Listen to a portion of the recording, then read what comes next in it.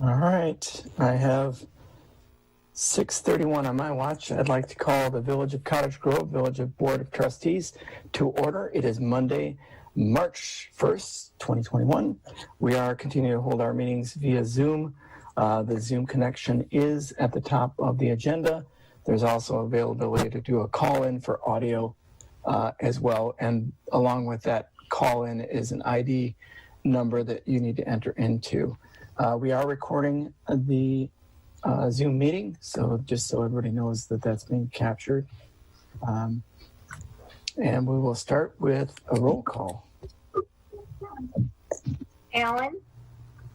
Present. Lindbergh? Present. Murphy? Present. Radcliffe? Here. Valencia? Present. Vandervelde? Here. And Williams. Present. All right, thanks, Lisa. We have a quorum and the agenda was properly posted. We'll start with the Pledge of Allegiance. Read.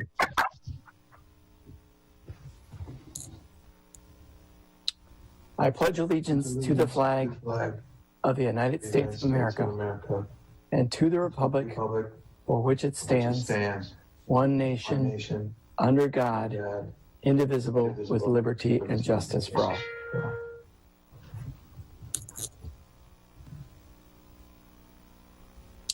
All right. Item 4 is public appearances, public's opportunity to speak. I will pause and allow anybody to speak. Please state your name, your address, and the purpose of your covering, and then please hold that to no more than 3 minutes so that we do have multiple individuals who would like to speak.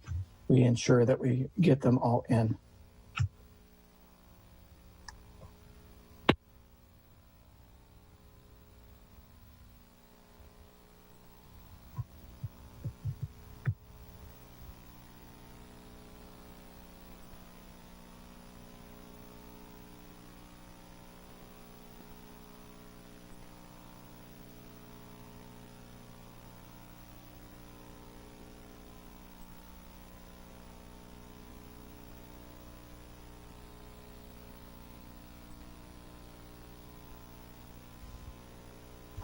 All right, giving everybody enough time to hopefully hit their mute if they were on mute and be able to chime in. We'll move on then to discuss and consider the meeting minutes from our regular board meeting on February 15th. Any corrections, additions, comments, or a motion to approve? I'll motion to approve the minutes as presented. Second. Thanks, Paul. All right, thanks, Paul. Thanks, Sarah. Is there any further discussion? Having heard none, all those in favor? Aye. Anybody opposed? Anybody abstain? Motion carries. Moving on then, we have, to start off the evening, we've got a presentation from the Cottage Grove Community Foundation. I believe, John Russell, you're going to take the reins on this one? Yeah, I'll just wanted to thank everyone for the time tonight and for each and every one of you for what you do to make Cottage Grove a great place to live, work, and play. I want to thank Trustee Jeff Lindbergh for attending the Foundation's October annual meeting last fall. Slides were provided to the board. probably at one of your December meetings in a packet. And I wanted to thank John and Matt for inviting us to present tonight. We plan to speak for about 5 minutes or so and then open it up for any questions and answers that the board or staff might have. Mike Millage is going to be providing the overview this evening about the Cottage Grove Community Foundation.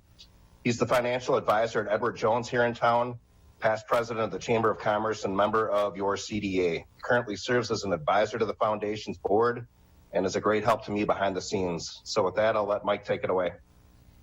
Awesome. Thank you, John. Can everybody hear me okay? Sounds good.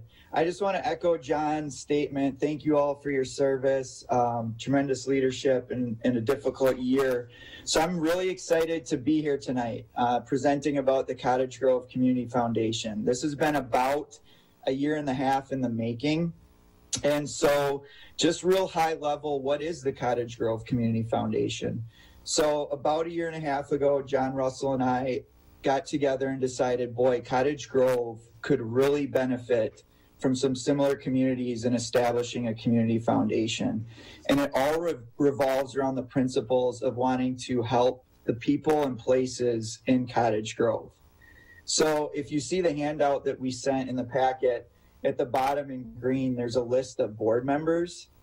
And basically, those are all the individuals from Cottage Grove who are involved on the board. Heath Straka is the president, Chris Eccles, vice president, Carrie Robbins, secretary, Kim Sales, our treasurer, and Scott Feitz, another board member.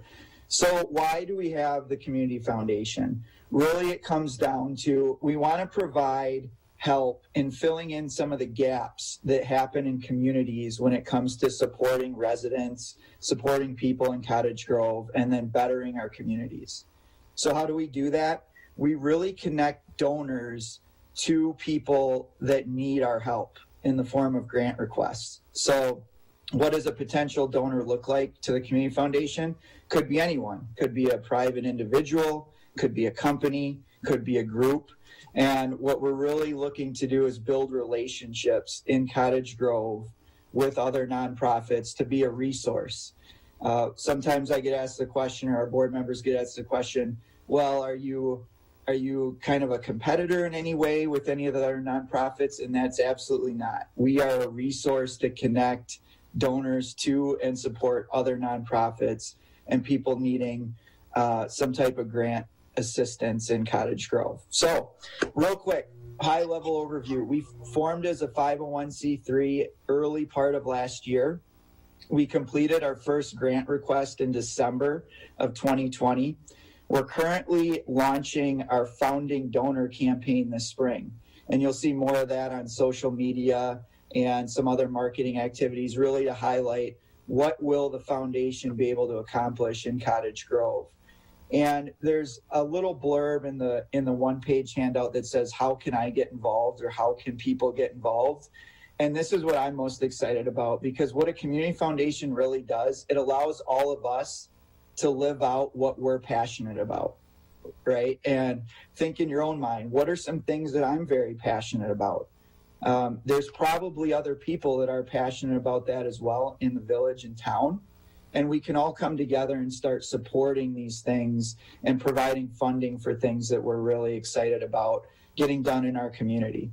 So there's a ton more that we could go into about how communities use foundations and things of that nature, and there'll be more rolling out. But that's a high-level overview.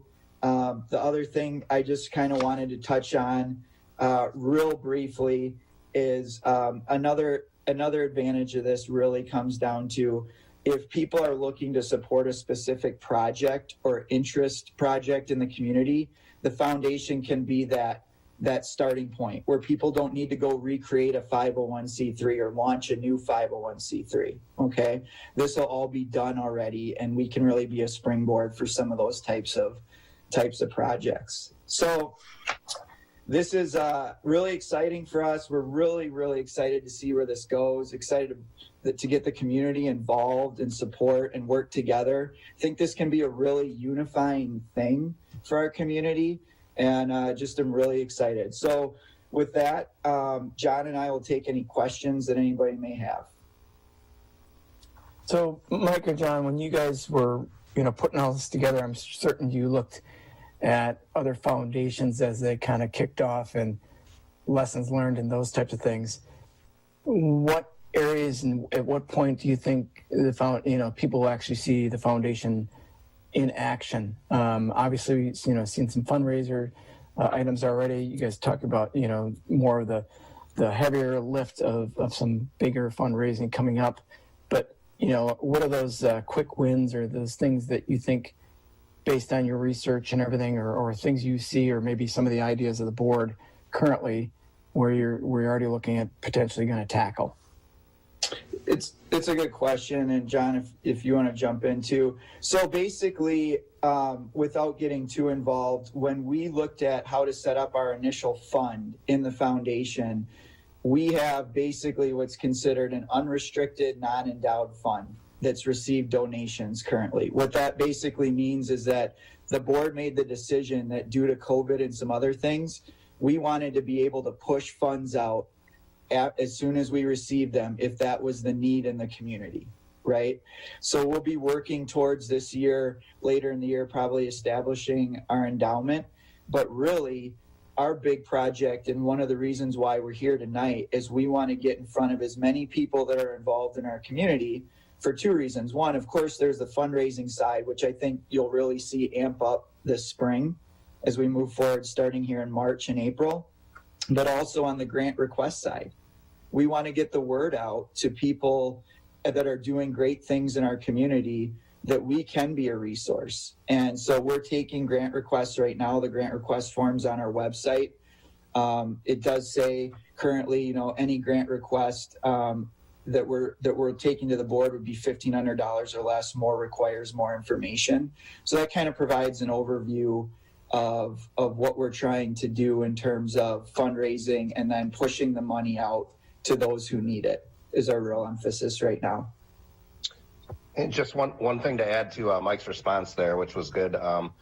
As indicated in the one pager, and what Mike indicated is we received some funds last year. We supported a grant request towards right around the holidays, December timeframe.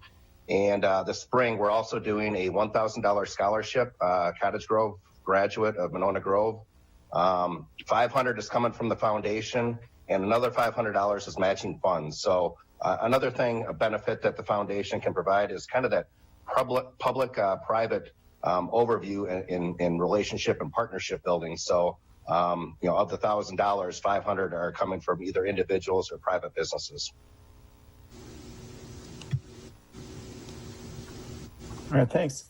Questions or comments from board members?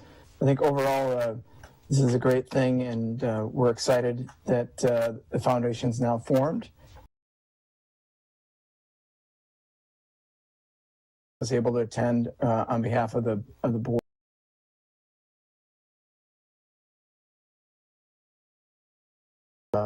We love to be, involved, aware, et cetera, as we can be. So, questions from board members, comments? This is Sarah. I have a few questions. Thanks for coming, and this is exciting. I noticed on the one pager you mentioned that you guys did a strategic plan in January. Is that something that's available to see? I didn't see it on your website. Or can you give me just a glimpse of, do you have a... Yeah, I don't believe it's on our website right now. It's more of an internal document. But there's basically three major goals. One is transparency and doing the right thing.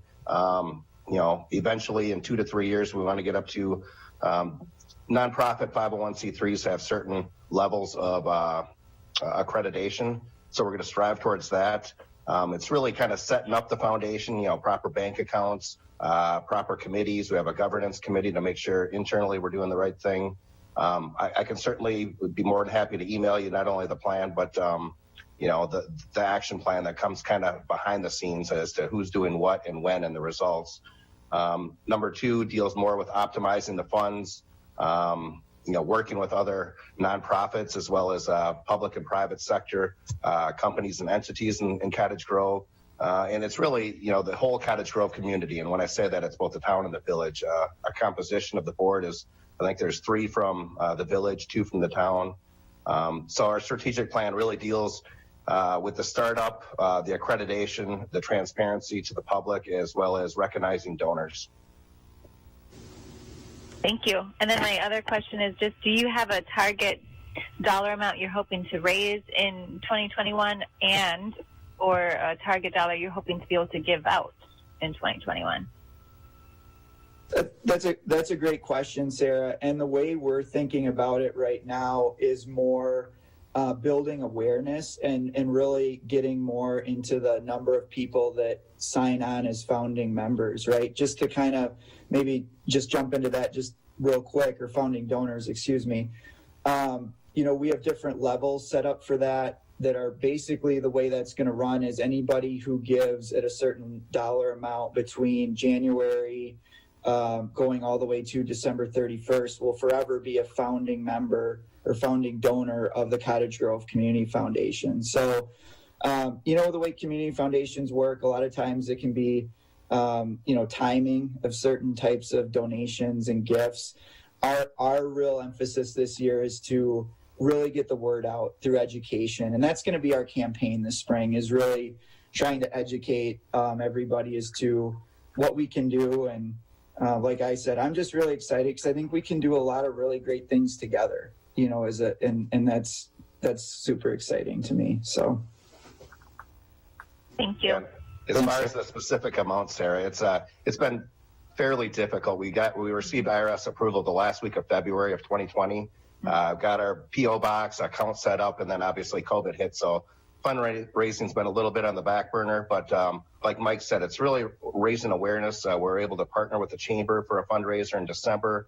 We're partnering with a local business right now who's has agreed to provide some proceeds of certain sales at their company. And it's really getting the word out. And what Mike, as a financial advisor, always says, reminds us that right now we're in the aggressive growth phase. So if that helps we don't have a target figure. It's really about raising awareness. This will probably be our bench year as far as funds coming in from people not directly involved in the board. But the board's been kind of piecemealing, paying everything from a domain name to a website to a PO box. And we're just trying to make others in the community, civic-minded individuals, aware that we are in existence, and really sky's the limit. Like Mike said, we're trying to match the generous people that live out in Cottage Grove with potential donation opportunities, whether that be from Parks and Rec or someone in the village or town to a private scholarship. So that's where we're at right now.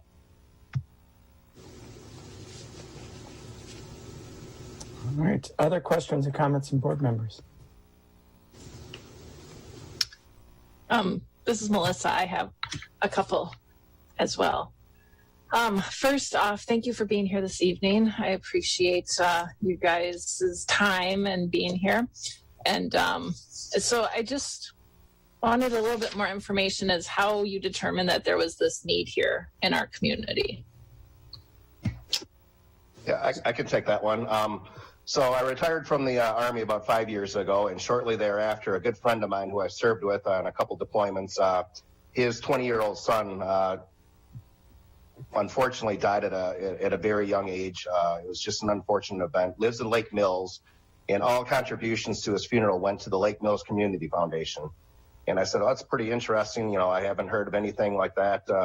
In Cottage Grove, I kind of looked around. I know Wanakee and other surrounding communities had community foundations, and for whatever reason, Cottage Grove did not. Lake Mills was the first community that I reached out to, and they're about 20 years ahead of us. I think they formed in the late 1990s, and 20 years later, they're able to give back to the community, per their annual report, $138,000, which is something that doesn't come off the tax roll. It benefits the community in multiple ways. They have a number of different grants that they could donate to. So that's kind of what brought it to Cottage Grove.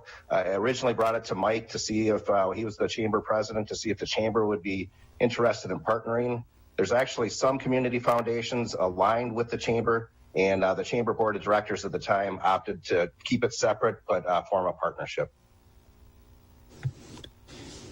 Maybe I'll jump into just real quick. Thanks, Melissa.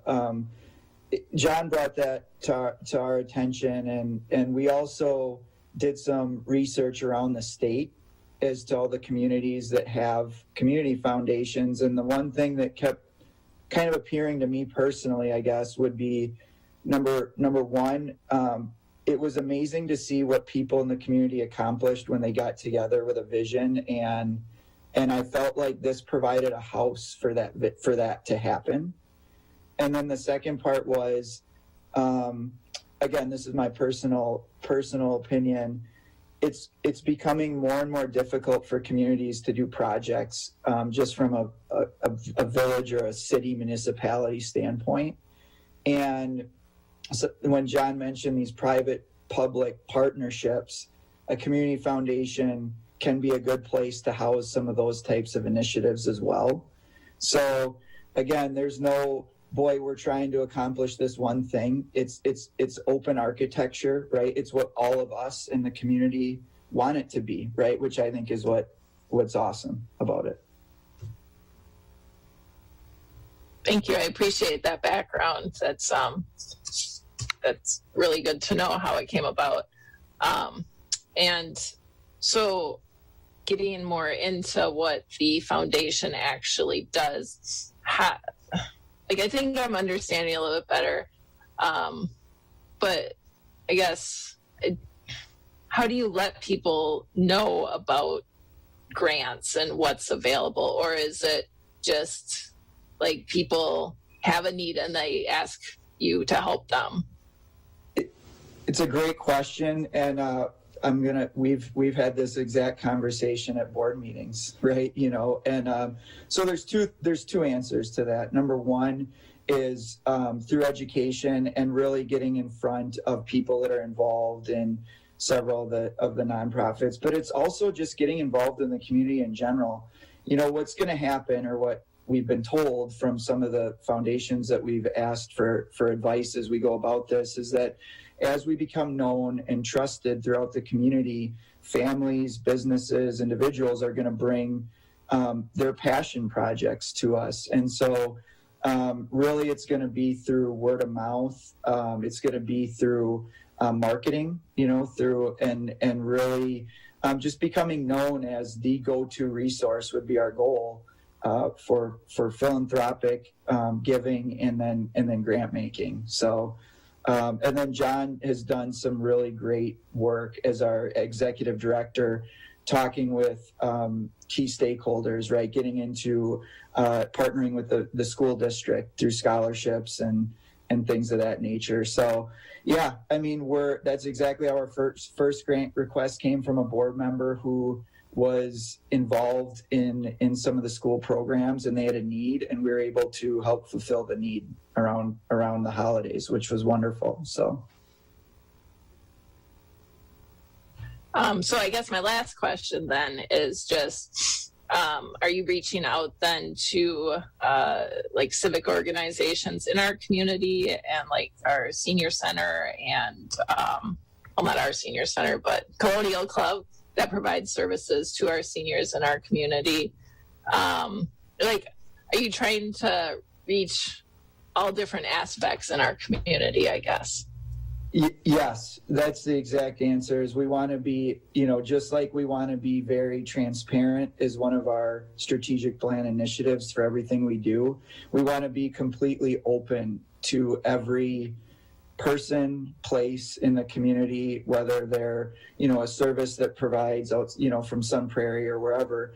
We are going to be kind of making the rounds and trying to just be as open and inclusive, right, of everyone to this process. And, that's a little bit what we were hoping to gain tonight, by coming into this forum, is to, get in front of a group of people that are involved in the community and start the awareness going. So, I would say that starting this spring, you'll definitely, I think, see us pop up in multiple places, trying to get the word out.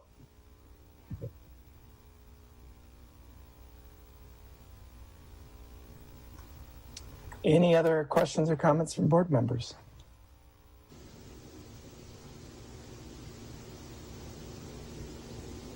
All right, John, Mike, thanks again for popping in and presenting. We do have your one pager, which is a nice summary of what you guys are all about and what's going on. And we certainly look forward to all the buzz that you're going to create as the year goes on with your efforts. So thanks again. Thanks so much for having us. Thanks for your time. All right. Moving on then to unfinished business. Item 7A is discuss and consider recommending scope of a study for the DGEMS Commission and Joint Fire Committee for the purpose of seeking proposals for consultants for an organizational review and future needs analysis of fire and EMS. So Matt included a nice summary of the kind of the background and everything and the scope of the study based on the conversations that the board had and direction they provided.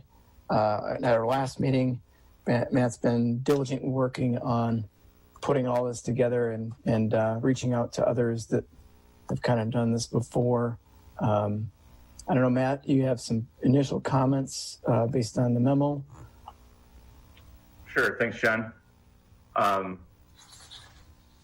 I think based on my research here and what I've put together as a proposed scope that all of our municipal partners could take a look at here in considering joining the village in this study effort is that ultimately this would help all of our communities that are part of these services to improve the district through planning for the needed resources that will ultimately result, as the district continues to grow.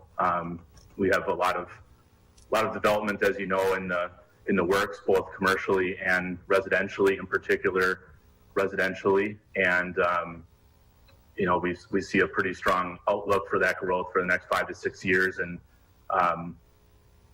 given the discussions that EMS has been, Cottage Grove EMS has been having, and the board's been trying to help them work through, I think these topics that I've outlined in here can help move these services forward in a good way for hopefully 10 plus years.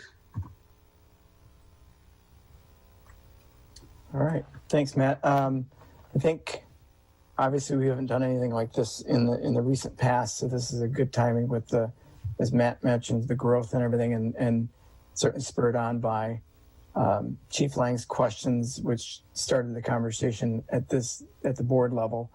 What is our need in 5 years, 10 years for both of these services that are provided both to our community and other communities? And so that's kind of the exciting thing. Getting ahead of this, certainly before budget time, is another, push I think we have so that we do get those questions, particularly for EMS that's, really pushing to try to get this, but also for fire because, we continue to grow and I'm no fire expert. I don't know what they're going to need going forward with a growth in our community and the town, et cetera. So those are all part of a parcel of this. John, I can just do a quick summary of some of the sections of the study. Sure. Maybe that'd be helpful. A consultant would start with the department overview and understanding the current service delivery. That's pretty standard. Given the Cottage Grove EMS agreement being due up for renewal at the end of 2022, and the continual village and town working together to update the various fire agreements, it would be worthwhile to have a third-party consultant take a look at those services, the governance, the contracts, take a look at different models for calculating the annual service costs. And then obviously a key piece moving forward is staffing and the service delivery related to staffing for both current and future needs. It would take a look at facilities from the standpoint of, again, with taking a look at growth and maybe it's unlikely to need another station, but at some point, we may run out of space at the Cottage Grove station, for example, and where would the study would help find a site or an approximate site for where a future facility could go if we need one. And then a fiscal analysis of all and implications of all the recommendations, including a review and analysis of capital assets and needs, and then a broad look at planning for growth and looking at options for maybe new municipal partners, options for future service models. And so just should be a good study that can help everyone make decisions in the future.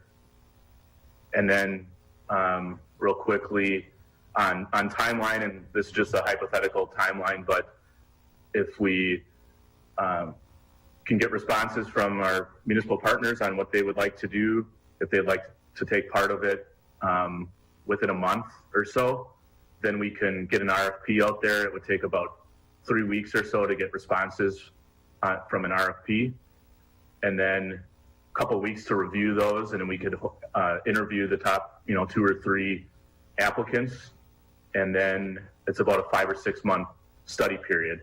And I did learn that doing both of these at the same time,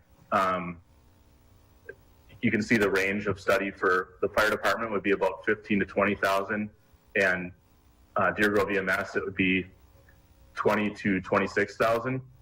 But doing them both at the same time, we're looking at about 15 to 20% savings. So likely a range of 30 to 38,000 to do both.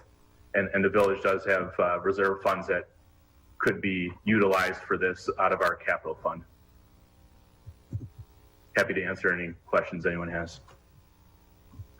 Matt, this is Sarah. The only question I have, thanks for doing this. This is great, very helpful. Around the timeline, I know at least for EMS, we need to have our budget recommendations in before October. You think there's any way we could have a shorter timeline? Well, I mean, it really comes down to,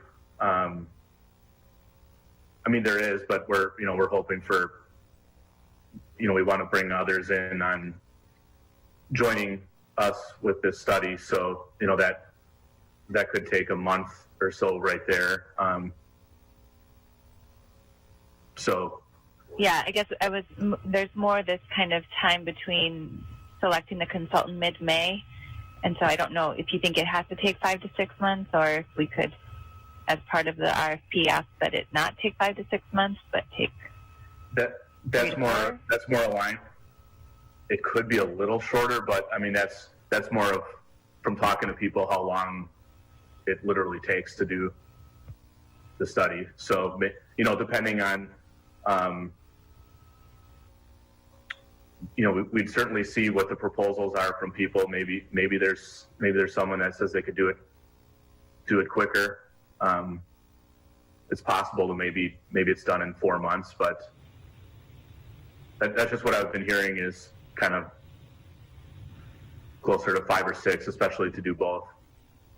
Yeah, it might be worth, if I can jump in here, it might be worth, Matt, just revising a little to make it clear that the village would be interested in information from each bidder as to when they could complete the work. And that might bear in deciding which the village and its partners, in which entity the village and its partners would choose to perform the work. Yeah, you bet.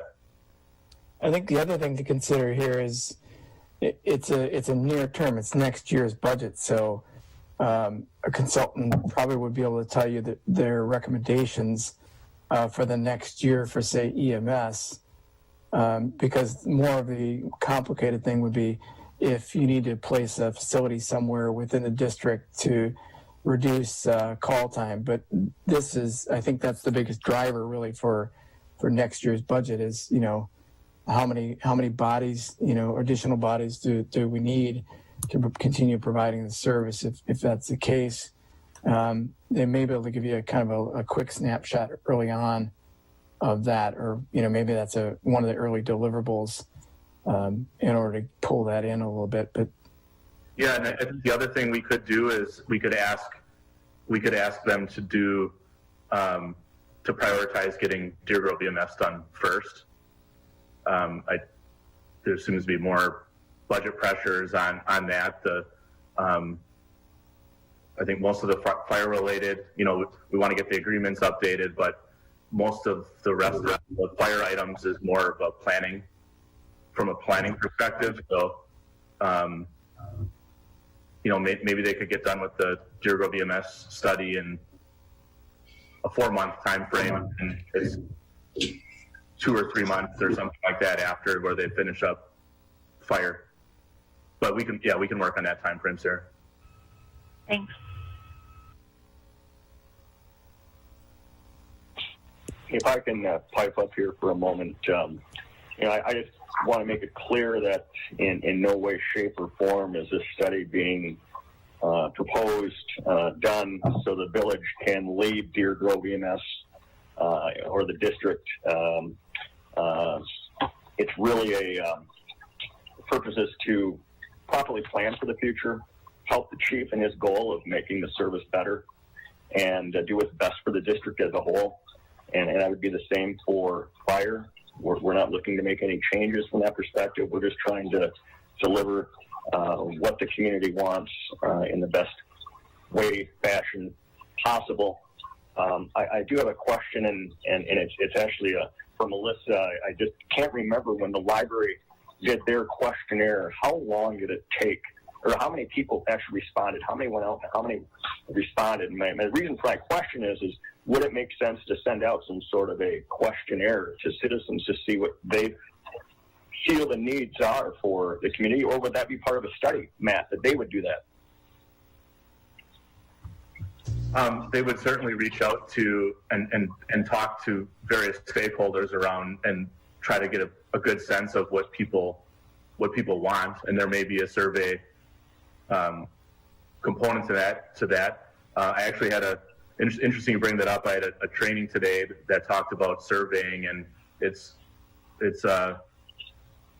pretty tricky when you're asking for opinion related questions and getting good results that aren't biased. So that may be, there may be a service to look into for to gather that better. But I certainly think that could be something that the consultant helps out with, because they're going to, part of their recommendations, I would think they want to really understand what the community's expectations are. Yeah, that's where I was going with that, is understanding what the citizens, not what the boards, our partner boards, what our board wants. It's really what does the community want.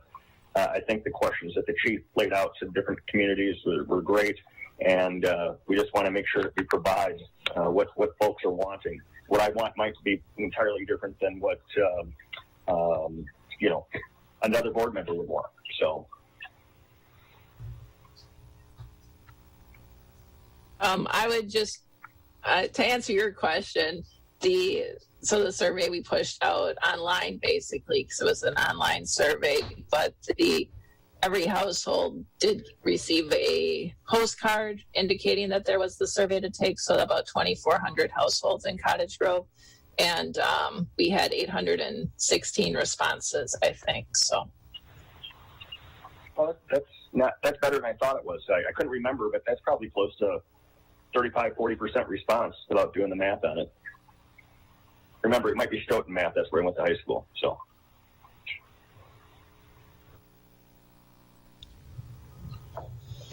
I just wanted to add on and echo Troy's comments about the future, and really it's helping these organizations achieve their goal and make sure we're planning financially for that.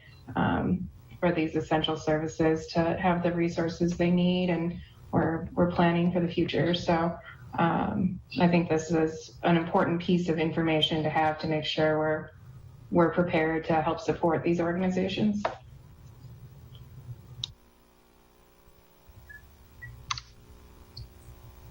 on that note, I would say too, I think this will be really helpful in helping the Chief Archibald with the fire department to,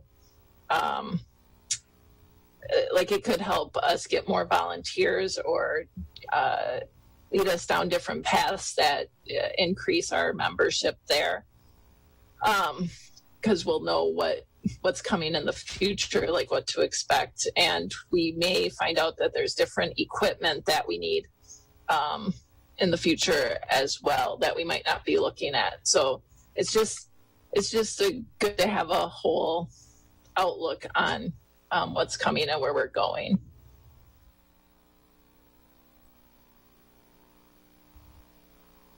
Any other comments, questions from board members? Not a board member, but I have a question or two. Chief Lang. Chief Lang, please. So I guess in order to speak with this to the partners of the town of Cottage Grove and the village of Deerfield, they're probably going to want to have an idea of what the cost to them may be. So that said, how do we present this to them without a generalized idea of what the cost is? And might someone from the village be available to speak to the town of Cottage Grove and the village of Deerfield about the scope and the vision of what the study would produce?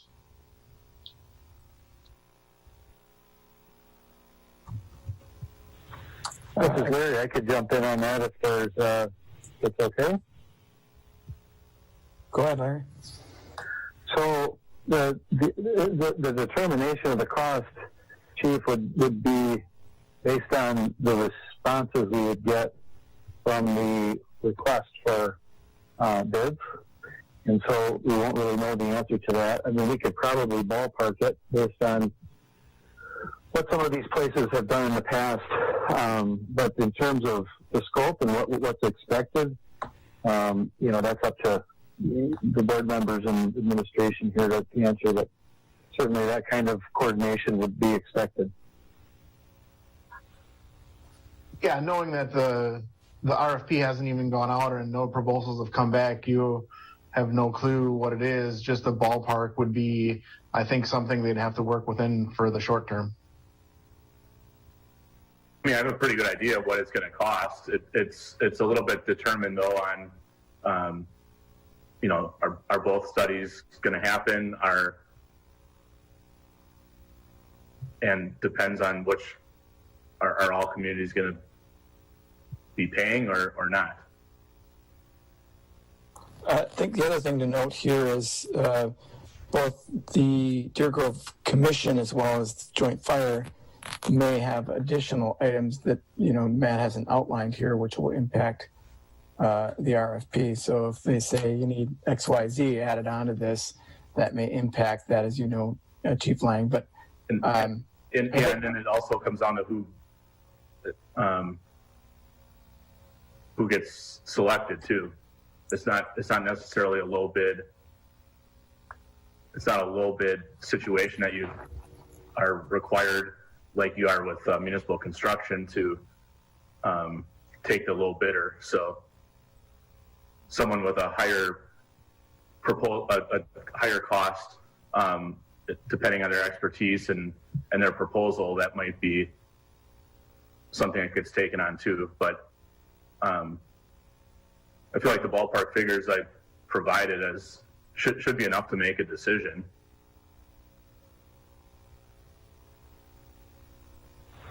It's going to be between 30 and 38. And you look at the breakdown of the costs. So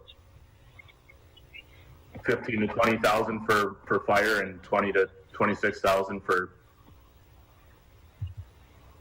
Deer Grove EMS. I mean, I think that's, and you split that up per how the agreement is, and I think you get pretty close as to what someone would want. That would be enough to make at least a general decision on if they want to move forward or not.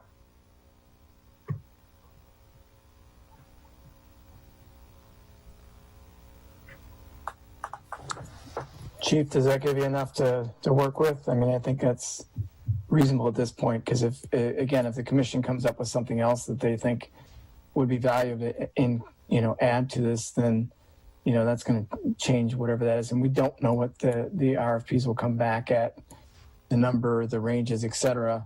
And to Matt's point, maybe so-and-so has got a tighter timeline, for instance, but they're another $3,000 more or whatever. That may be something that, we lean towards so that the commission gets their answers before the budget cycle so they can, plan accordingly. Yeah, I agree with all that. I just wanted to ensure that what we had maybe discussed here in the past of division of cost and relative scope were still the same, and it's something that we can factor out on our end and give the proposed or tentative suspected numbers to the other partners to help them make a decision. Yeah, I mean, I think Matt's memo and attachment are pretty detailed. I mean, that's where I would start for the commission as well as the joint committee, and as far as that goes. Just a question on that, Matt. The other chair or the other Village of Deerfield and the town of Cottage Grove, they've received this study or what you have drafted here as well, right? You asked them for input on it, or whether they're going to, like, they know about this, right? Yes. I specifically asked for input from the joint chiefs, but I copied the chief elected officials. Was there a time frame in there? And maybe I'm getting the cart before the horse as far as when they should respond to us if they wanted to be part of this, or is that what we're doing here this evening? Yeah, I outlined that as maybe 2 to 4 weeks. I didn't know when everyone's meetings would be, and if it needs to go to Joint Fire Committee first and Deer Grove EMS first, and then all the boards. I was just kind of factoring all that in. It could take a little while. I know that at the last Deer Grove EMS Commission meeting that this was discussed, and that my understanding is the village of Deerfield, the town of Cottage Grove are both going to talk about it at their next or 2 meetings from whenever that meeting is. So I would think we would have some feedback by our meeting on March 18th, at least for the Deer Grove EMS Commission. Would you concur with that, Chief? I would, yes. And I'd say I don't know that we could provide any thought process or decision from the group until our next commission meeting to actually have this document more in place to actually have like something a little bit more concrete than the concept to discuss.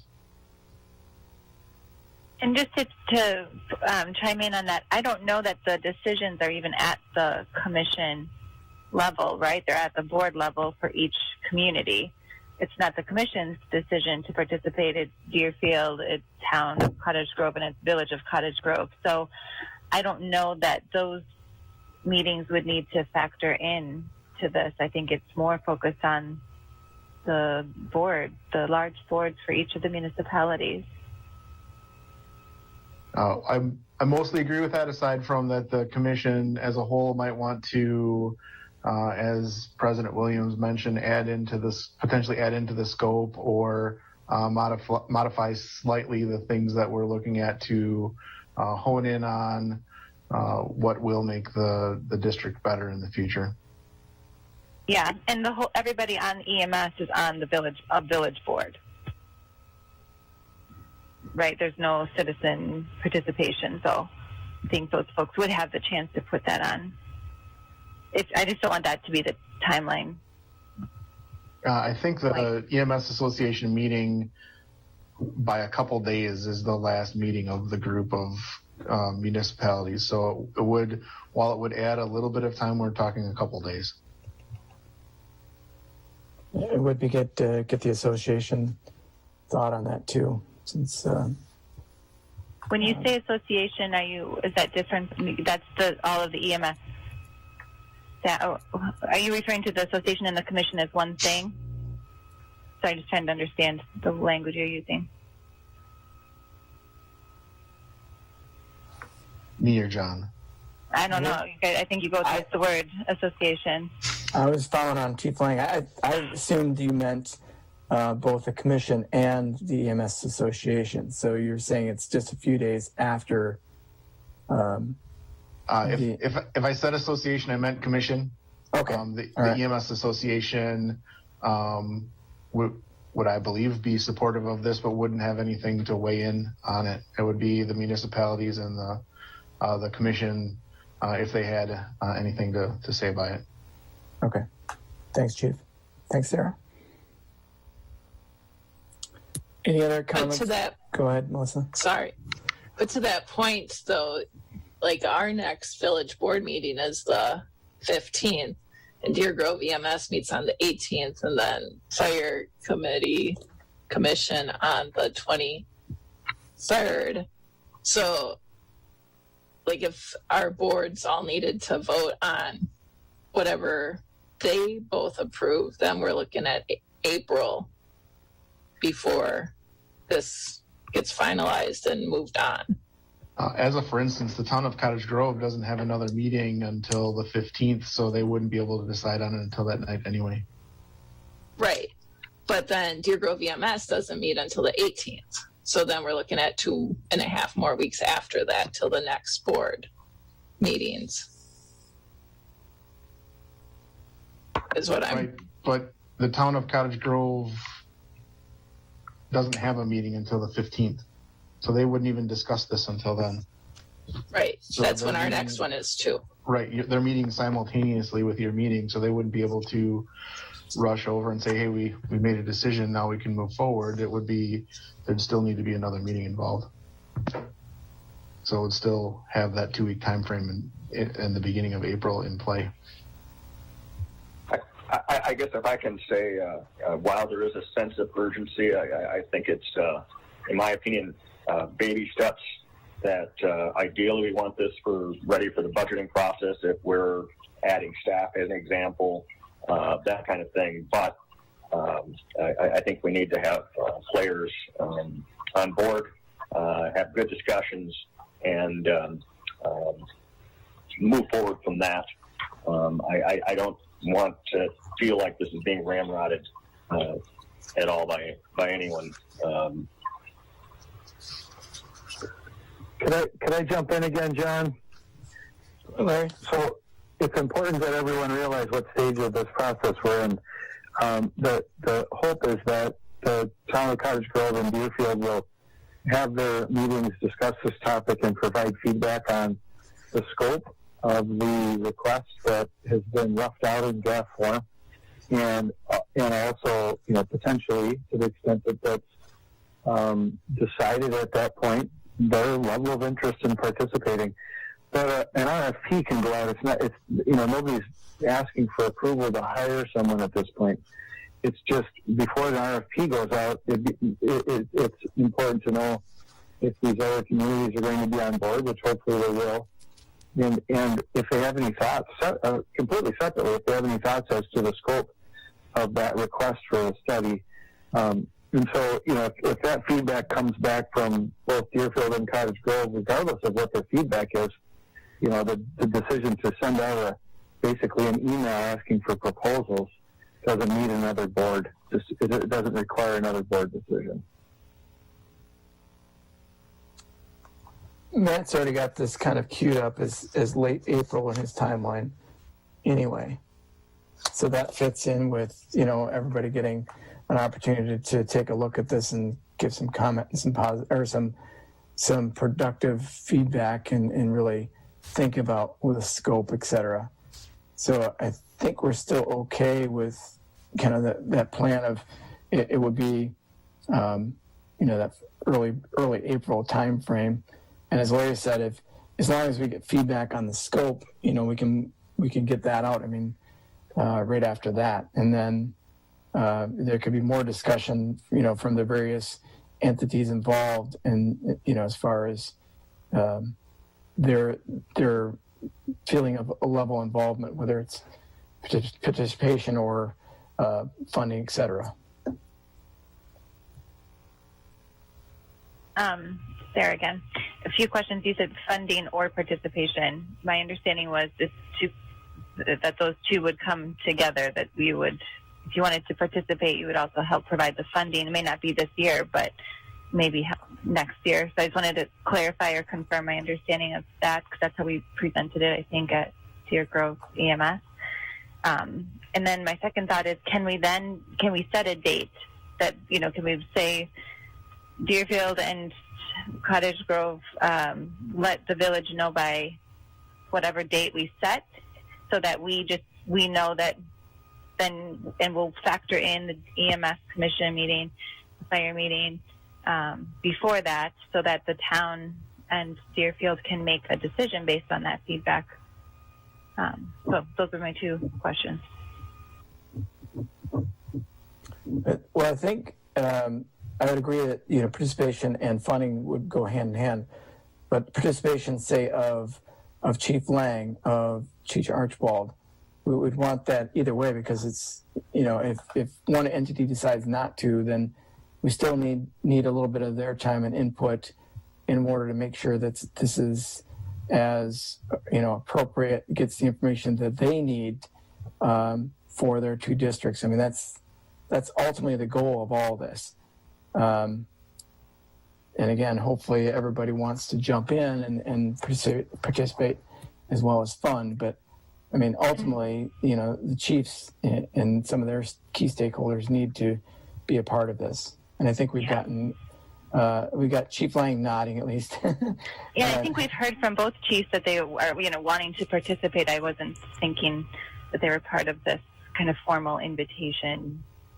So wasn't part of it. I thought that they'd already agreed to. I think you're right, but I just wanted to make that was my distinction, I guess. Okay.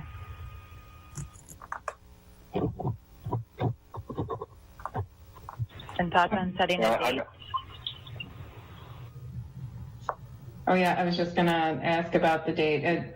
So if we talked about March 26th, I don't know what finalization of the scope would we need before then, assuming perhaps we could vote on it the first meeting in April. Would a week be enough time to update the scope with feedback from other organizations, or what's a good time frame here, I guess?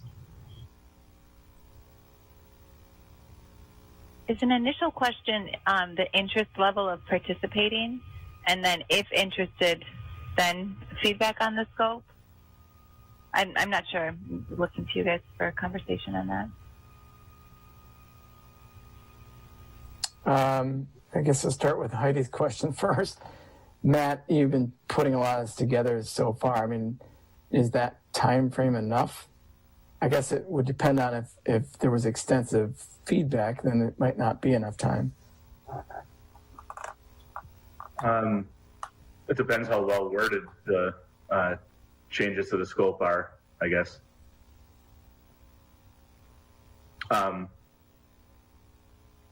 Yeah, and I guess, and depending on how much those additions could alter the study from your perspective, then there'd be consideration there as well as to what you'd like to do.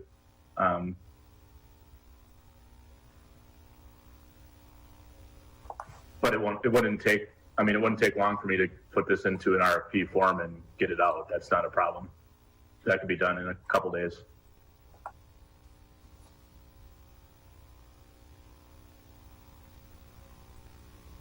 So that 26th would give all the various boards, et cetera, time to kind of chew on this and at least provide some initial feedback on scope and whether or not there's interest in participating.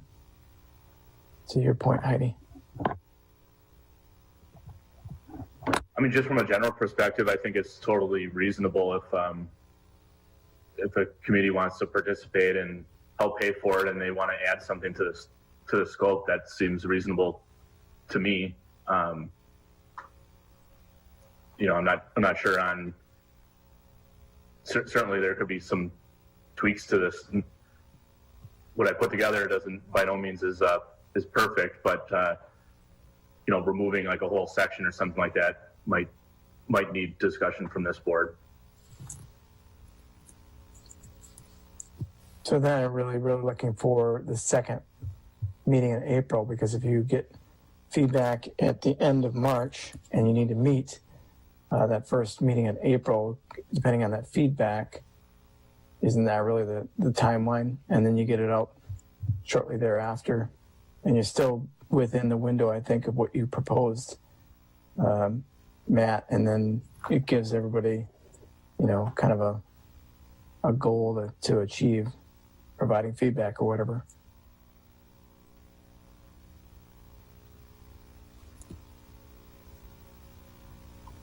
Thoughts on that?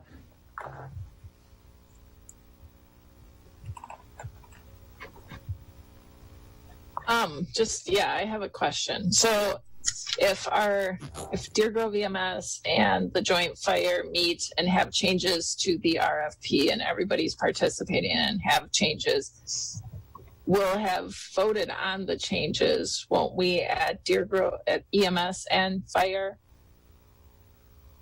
Like, we will have decided, like, okay, everybody's participating and these are the changes that we want. So I think that at that point, Matt would be able to put it together for all boards to vote on at their first meeting in April.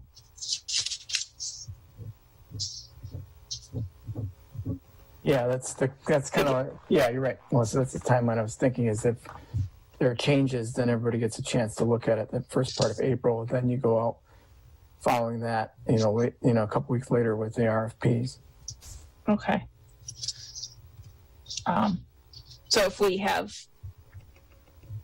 I guess, the other entities would maybe have to decide at a meeting this month before the EMS and Fire,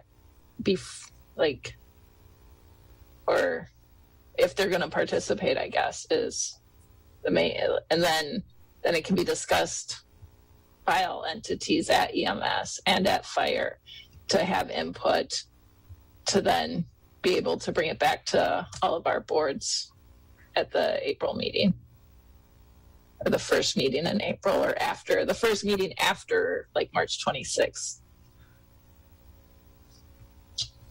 Yeah, I think that's thanks, Melissa. I think you stated what I was trying to say, and I didn't probably say it quite right. But in order for there to be feedback on the RFP, there would need to be an initial decision from each municipality that they want to participate, right? So there's some sort of initial conversation within each municipality, because otherwise at the Deer Grove EMS, if let's say Deerfield doesn't want to participate particularly in the study, then I don't know that it would make sense for us to talk about the RFP with this commission. So I guess I was more thinking, do the villages need to think yes or no, we're interested in participating, and then come up with an RFP that would include everybody? Because if one's not going to participate, then that would obviously affect the RFP.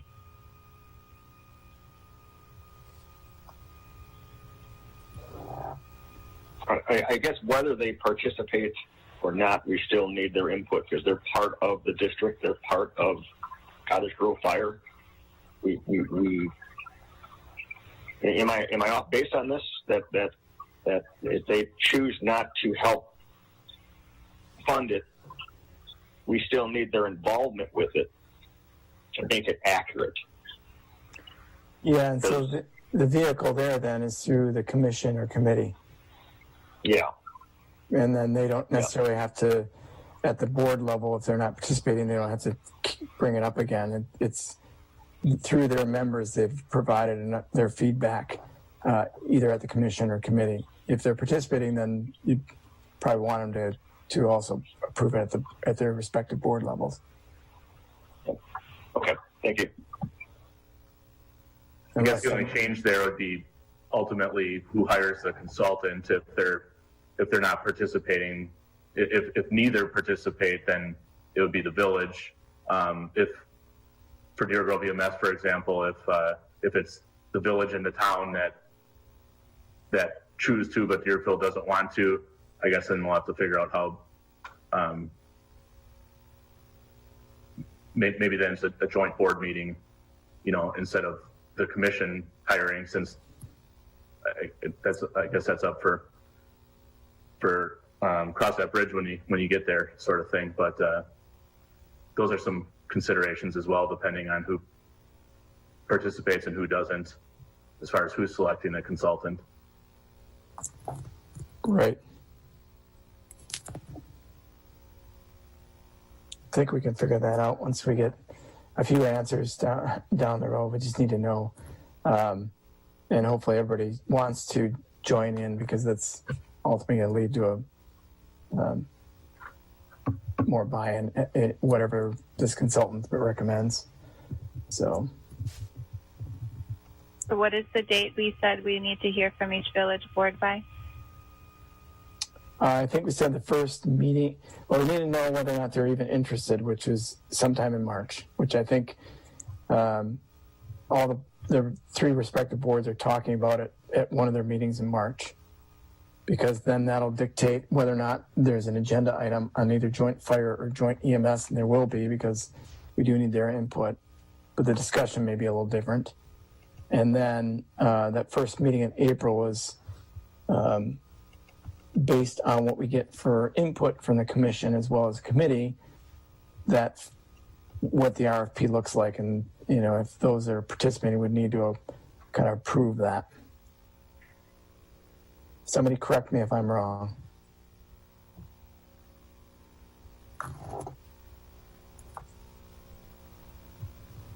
Okay. And do you think that the other municipalities know that we'd have to send them an additional communication, I'm guessing, right? That just says we're hoping that you would put this on your agenda at some point in March, giving them that timeline, basically? Yeah, I think so. Just a follow-up, I think, to Matt's email. You already copied both chiefs as well as the leaders in each of those communities. So I think it's just an additional item there. Follow-up. Plus, if there's initial feedback too, that's a good follow-up at that point if we haven't gotten anything. Would it be feedback is given to Matt by March 29th? And then we have something ready for board meetings on April 5th? Or is it feedback to Matt by April 5th and we have it on the board meetings for April 19th? I was going to let Matt weigh in on the specific date, because I don't know what his schedule is. So, Matt, what date would you want to have it? And that's why I said Matt would send that note, because he's already got it started. Sure, the earlier time frame, either one's fine with me. That doesn't make a difference on my end. So you're saying just feedback from the municipal boards by March 29th. So then decisions can be made at that first meeting in April, the first board meeting in April. Do we know when does anyone know when the village of Deerfield meets? I think they're off a week from us, so they're and Chief Lang's nodding. I think they're an extra week beyond us, and I thought it was like a Tuesday and not a Monday. Whereas the town and village are on the same day, each. That first and second Monday, or first and third Monday. Chief, Town of Pleasant Springs is Tuesdays. Town and village of Deerfield is Mondays opposite the town and village of Cottage Grove. So it might be helpful for them to hear how both the village and town meetings went, and then they'd be the final one. Yeah, that'd be just the extra week. And again, fits with the original timeline you threw out late April, kind of getting this out to the consultants.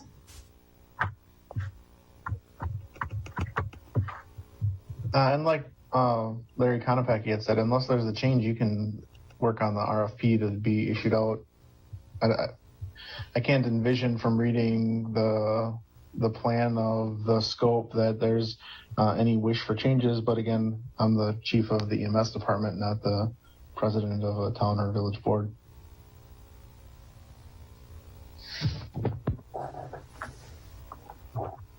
Thank you, Chief. I think you just said, well done, Matt. We've talked about it a little bit. Okay. Yeah. But I think it would be allowing a formal meeting of those entities, I think, is prudent, just to give them the opportunity to weigh in. Again, unless if they meet in March and say no, we're not really interested, then that doesn't, you don't really need to wait for their April meeting. But if they are, then I think that's prudent to just give us that extra couple weeks. I don't think it's going to make a huge difference in the RFP process. Matt will be ready to hit send after that's done, I think.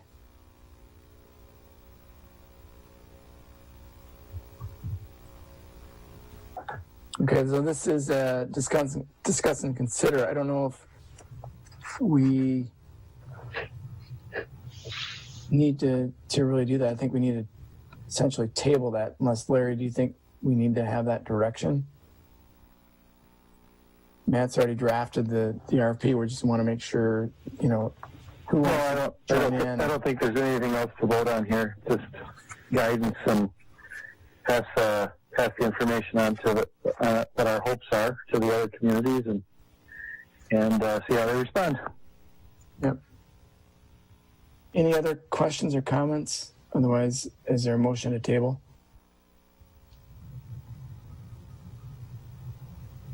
I'll make a motion to table. Okay, is there a second? A second. All right. Any further discussion? Having heard none, all those in favor? Aye. Aye. Anybody opposed? Any abstain? Motion carries. Thank you. Thanks, Chief. All right. Moving on then to new business. The first one is to discuss and consider the sound amplification application for Fireman's Festival, which will be held between June 17th and June 20th this year. So I think Jason's on, right? Fire? Yep, I'm here. All right. Jason, kind of want to outline what you got going on? At this point, we are just moving forward with the festival in hopes that restrictions will be lifted and we'll be able to go have the full festival like we have in the past.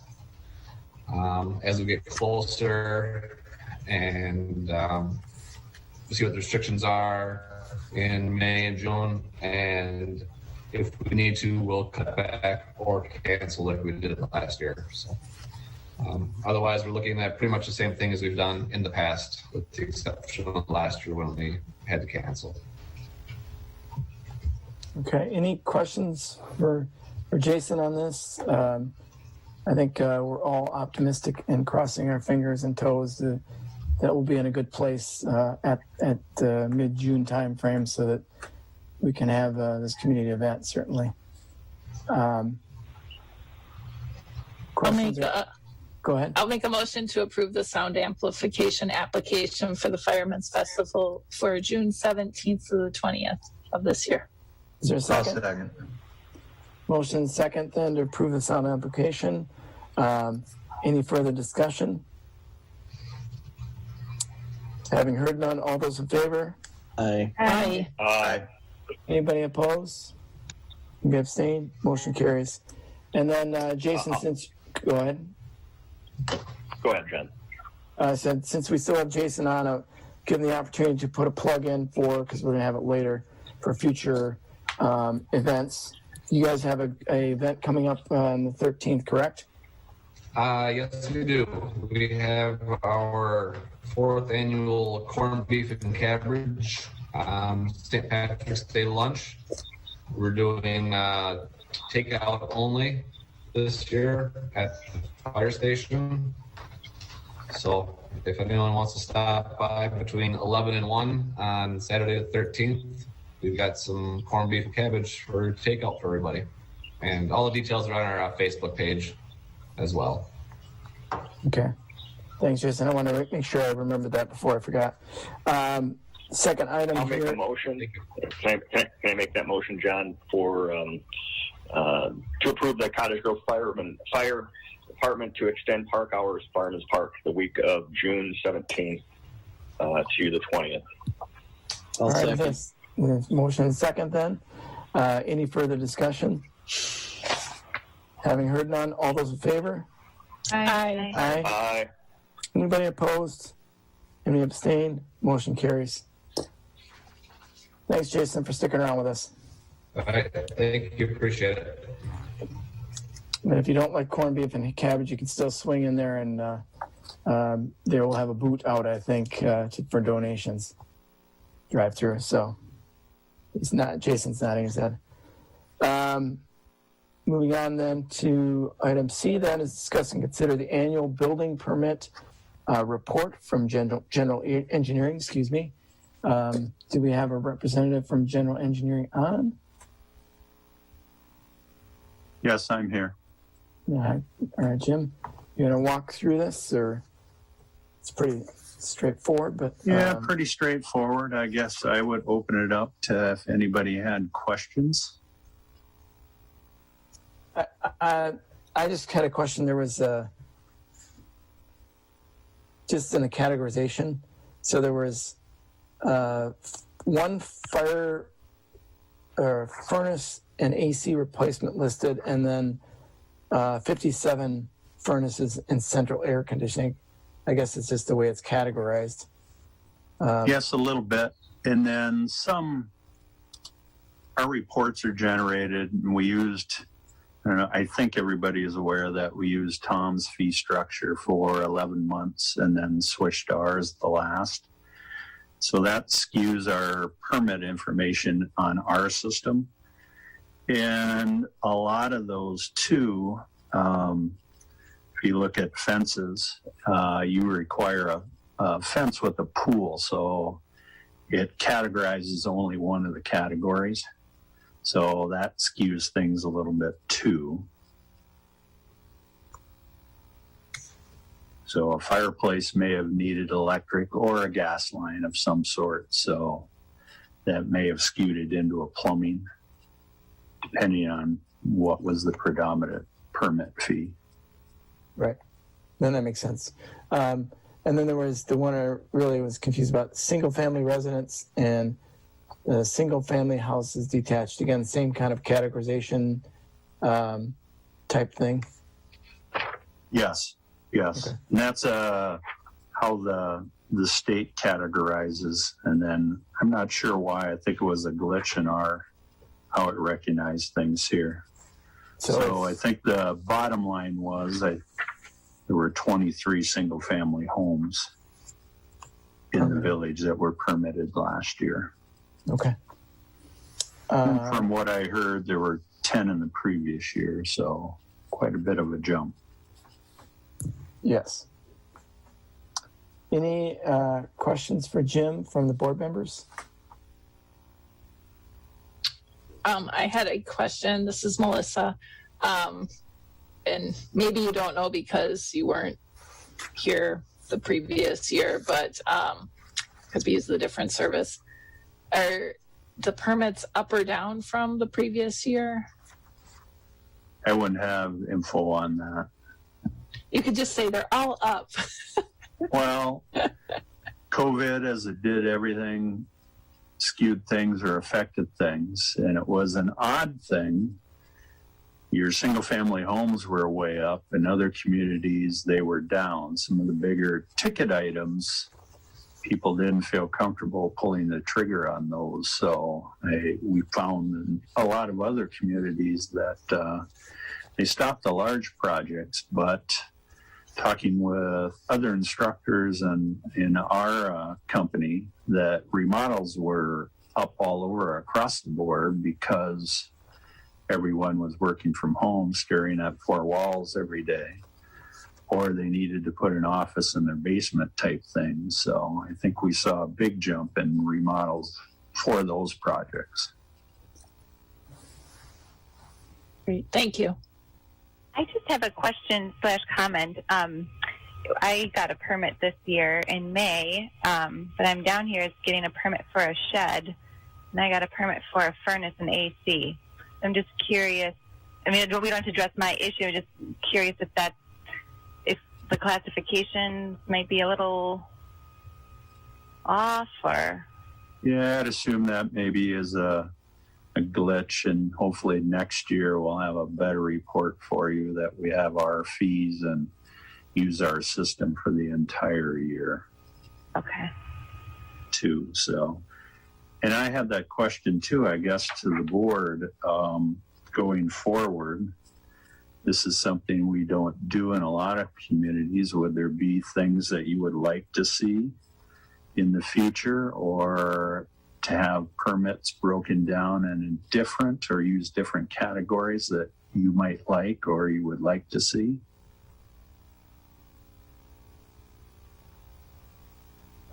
I guess I wouldn't mind seeing like higher level buckets of some of these things, like remodeling into one bucket, new homes in another bucket, commercial in another bucket. That's, again, for me, just looking at this would be more meaningful. Whether Sarah puts her AC and her furnace in a shed out in the back, I don't really care, but but certainly the other thing is, to Sarah's point, we do want to make sure it's accurate. That's just a fundamental requirement, I think, too. So obviously 2 different systems does cause a problem, but I think that would be,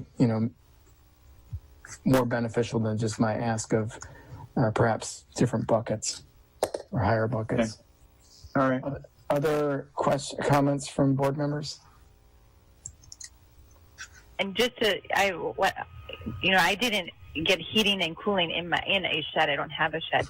It was in my house. So I don't know if it just feels like a really off classification to me, shed versus replacing my AC and furnace in my house. But I just am trying to understand how it just makes me thinking about the other categories that we're seeing, the other ones. If we have to approve this, are these accurate? I guess you'd have to tell me what you're looking at. And we can, we're have looking copies here also. Yeah.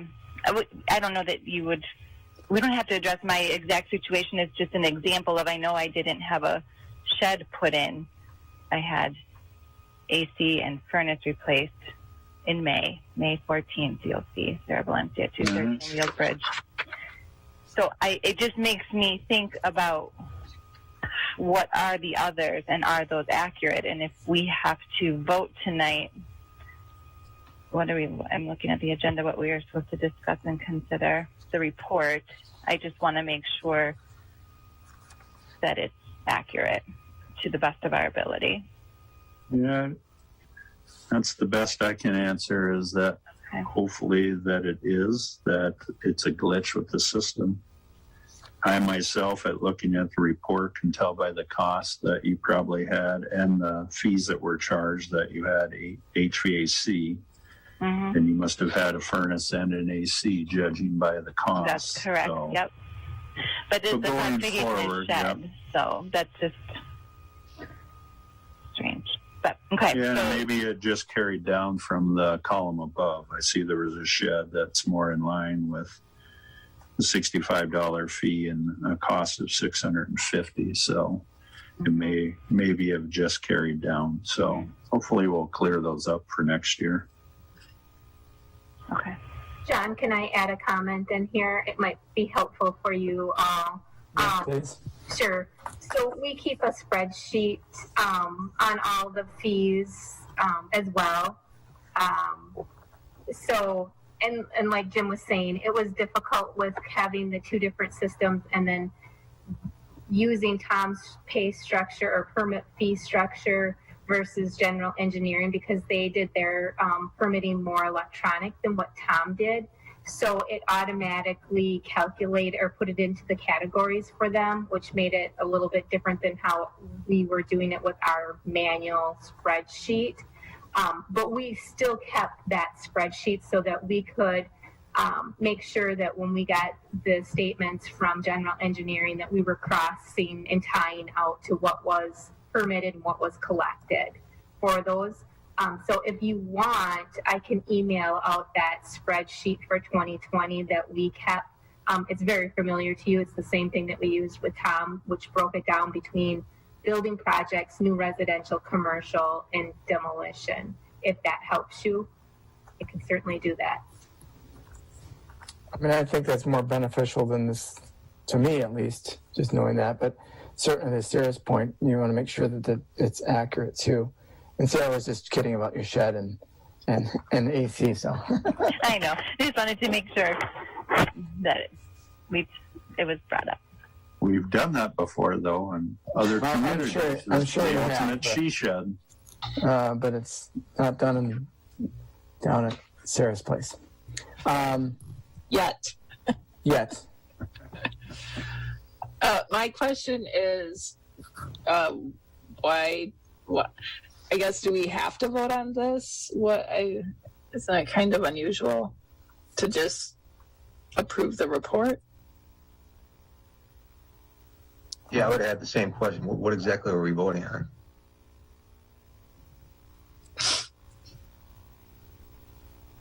I don't know that you're voting on anything. It's in the ordinance that an annual report will be presented by the building inspector annually to the board. So I think it's just a matter of presenting the annual report. The agenda item probably should not have said discuss and consider. That was probably an oversight. Should just say discuss, review, or discuss. Yeah. Enriching us and have discussion around it. Okay. Yeah, I would agree. I don't think we need to really. Unless at least if the ordinance doesn't say there needs to be an approval, does it? Yeah. So I think you guys are fine. Okay. I did think of one question, if I can still ask. Please. Solar installed on residences or commercial, is that kept track of separately, or is that something we could see a number on in a future report in another year, just to see if more people are installing solar, fewer, or I'd be kind of interested just to see that. I saw it in the details. Mm-hmm. It was listed several times, or at least 3 or 4 times. Yeah, and I could count them up from there, but we could certainly add that going forward. You know, we're breaking it down into electrical. If you would like, I'll make a note here, so please excuse me. We can break it down into rooftop solar only. Yeah, I think that because it has taken off. They're going door to door in communities, and I've gotten 2 or 3 in the last few weeks for the village. Everlight Solar is making a big push in McFarland, which I also do. And Thursday and Friday, I had 9 permits for McFarland alone, and received 2 on Friday for the village of Cottage Grove. So it has taken off, so we can certainly track that. Yeah, I think that'd be interesting to look at. Thanks. Good point, Heidi, especially with our goals around sustainability. All right, so no need to vote on that. Any other comments? All right, we will move on then. Item 9 is reports from village boards, commissions, and committees. starting off with parks, and that would be Heidi. Great, thanks, John. So we met on the 18th. We had a presentation by Continental Development about their parkland dedication plan and kind of their general concept plan for the corner of Main Street and Cottage Grove Road. We did give them some feedback about the previous plans that the committee worked on with Horizon about the dog park that the committee was interested in putting there. So we're going to continue that conversation with Continental. We talked about the park fee update. There's a couple more refinements we're working on and plan to have that over to Plan Commission for approval at Plan Commission, then it'll come here. We're continuing plans for the 1 acre park in West Lawn, 4th edition. There's going to be a neighborhood input meeting with the playground vendor to finalize the playground equipment that'll be installed this spring as part of our, that was already approved in the budget for the, I believe we designated $80,000 for the improvements there. We also, you'll see this as budget time comes up, but we updated the financial management plan that'll come through during budget time to move up some grading at Bakken Park to utilize more space there and kind of start to chip away at some of the additional features that we'd like to have in the future at Bakken Park. We're working on updating that overall plan with other sports fields, tennis courts, and more parking. So kind of starting to build out the rest of that park. And then finally, we recommended approval for the naming rights policy, which is in your packet for action tonight. Sean, do you have anything to add or? No, thank you, Heidi. I think you hit it pretty well. Just a brief overview on the naming rights policy. We've been working with Larry and Rick on that, and the 20 acre park or a facility or something, somebody want to come forward and give us some money towards a name for a park or a facility. So just wanted to have something in place that we could fall back on.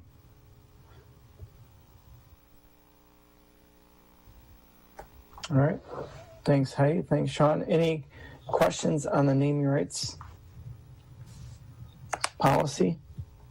Comments from the board? I'll make a motion to approve the park naming rights policy. All right. Is there a second? Second. All right. Motion second to approve the park naming rights policy. Any comments or discussion? All right. Having heard none, all those in favor then? Aye. Aye. Aye.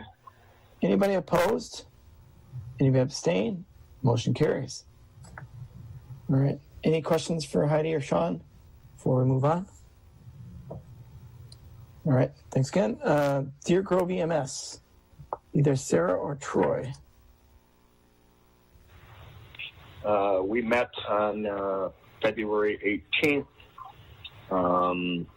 Calls were up from 73 last year to 84. Calls for the last 2 years have been slightly down each year. There's a discuss, consider holiday time and pay bonus policy that was tabled until after union negotiations. Slight modifications to reimbursement policy and position descriptions. Chief Lang or Sarah, am I missing anything? We kind of covered the topic of potential changing in staffing and stuff in our earlier conversation, and that was a discussion as well at Deer Grove EMS. Yeah, I just, wanted to highlight too, one of the reasons that I'm really looking forward to this study and hoping that we can get it in time for the budget is you might see a data point in that study or the summary of the last 3 or 4 years, and there's a 0% save rate for cardiac and respiratory events if the ambulance comes from the other municipality. And I just that just really stunned me when I saw that, and I don't think that our residents,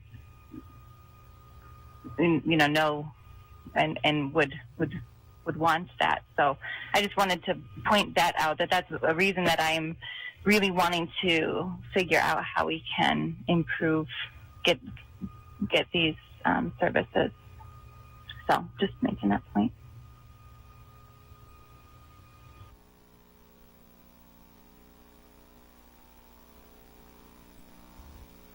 All right.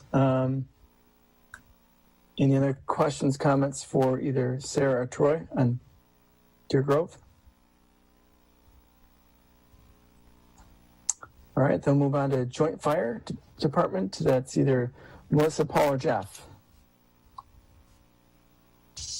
It was just a short meeting to discuss land survey for the sign replacement, that we had received this grant for the sign for the EMS building, and because it's in the town, it's under Dane County zoning, and Dane County gave a zoning permit, but it required a land survey after the sign is placed. But it would also be good to have the land survey before the sign is placed to make sure that it's being put in the correct spot. So we approved an estimate from Burncott, who had done the first survey of the land for $1,200, and then the squad had repair that needed to be done that was approved as well. And that was our meeting. It was 7 minutes long, short and sweet. All right, thanks, Melissa. Any questions for Melissa? All right, and then we'll move on to law enforcement. There is a discuss and consider here on the Monona Grove School District Student Resource Officer Agreement. This is the one put in place for the remainder of the year, short year. The committee did approve it. I know that both chief as well as legal has reviewed it, and it's gone back and forth and everything. So any questions or comments, or chief, you have anything to say about that particular item before we discuss and consider? Sure, it's just an agreement to cover the rest of the school year. So the SRO is going back in the schools on March 15th, and the agreement would expire on June 30th, I believe.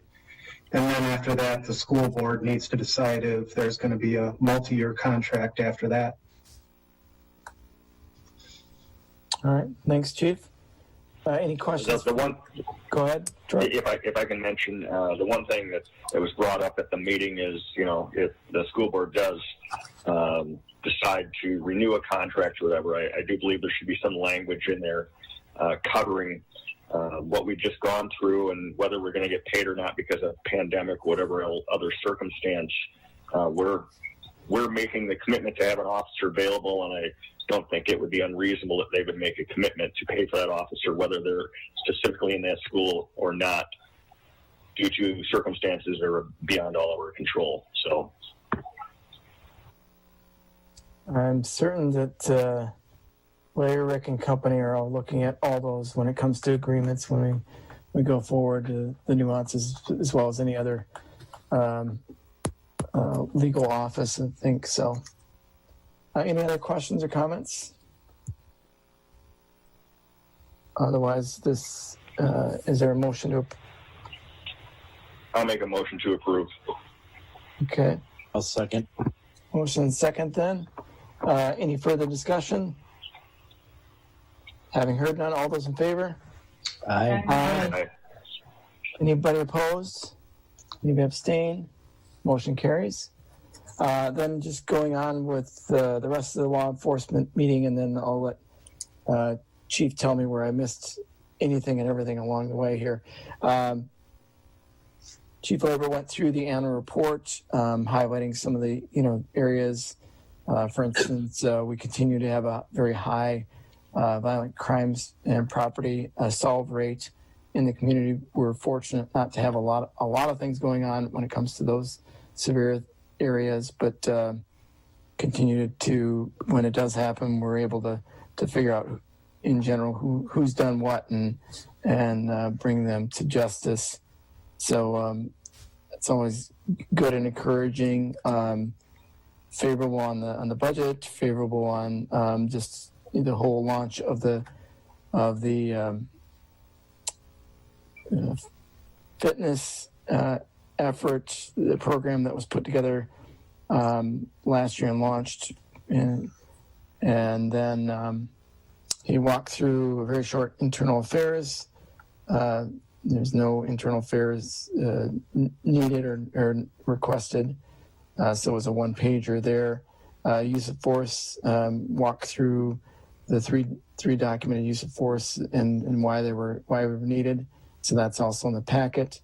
And then how we finished out in 2020 goals and results there. And again, with everything that went on in 2020, our police department held up well in comparison to their goals, which is always encouraging, and certainly we want to do. Walk through the current activity report, detectives report. K9 continues to be busy primarily outside the village. I guess they're good and bad with that. There's no SRO report again because school is not in session, but next month we will have one. And that was it for the meeting. Chief, anything to add? Did I capture at least some of that right? No, you have very good memory. I thought it was interesting. Our things that I was concerned about when we went into a pandemic were people getting sick of each other and beating up on each other and things like that. But our domestics didn't go up. Our OWIs stayed about the same. Disturbances, things like that. None of that really went through the roof like I expected it to, which is obviously a credit to the community we live in and the people that surround us. But we had less contact with people. Some of that was our doing because we didn't want to spread COVID, and the other was, frankly, there wasn't as much going on as there usually is because there's less traffic, there's less people in the bars, and we all know nothing good happens at midnight, and that sure is goes with our taverns in the area. So it was a good year for us as far as crime goes. We are again in the top 20 safest cities in the state of Wisconsin, and we do a good job of figuring out who did it when someone assaults someone or steals something from someone, and we're meeting those goals every year. So I'm really happy with that. And we met our goals for the year. We also we had no internal affairs investigations, and our use of forces went down this year, and every one of them was justified. We didn't use any weapons on anybody. It was physical contact to place people under arrest, and all three of those people were under the influence of alcohol and or drugs. All right. Thanks, Chief, for filling in the lines in between where I missed, which was a lot. Any questions for Chief Labor? This is Melissa. I had one going through the activities report, the 2020 annual activities report. I saw the Cottage Grove Triad in there, and I don't think they met at all really in 2020. And I'm just wondering if if that is, I know there's still a group of people, but have you heard, are they going to be meeting, or are there any plans at all? The last communication I got was last fall. So I'm hoping they're still going to start meeting once we can meet in person.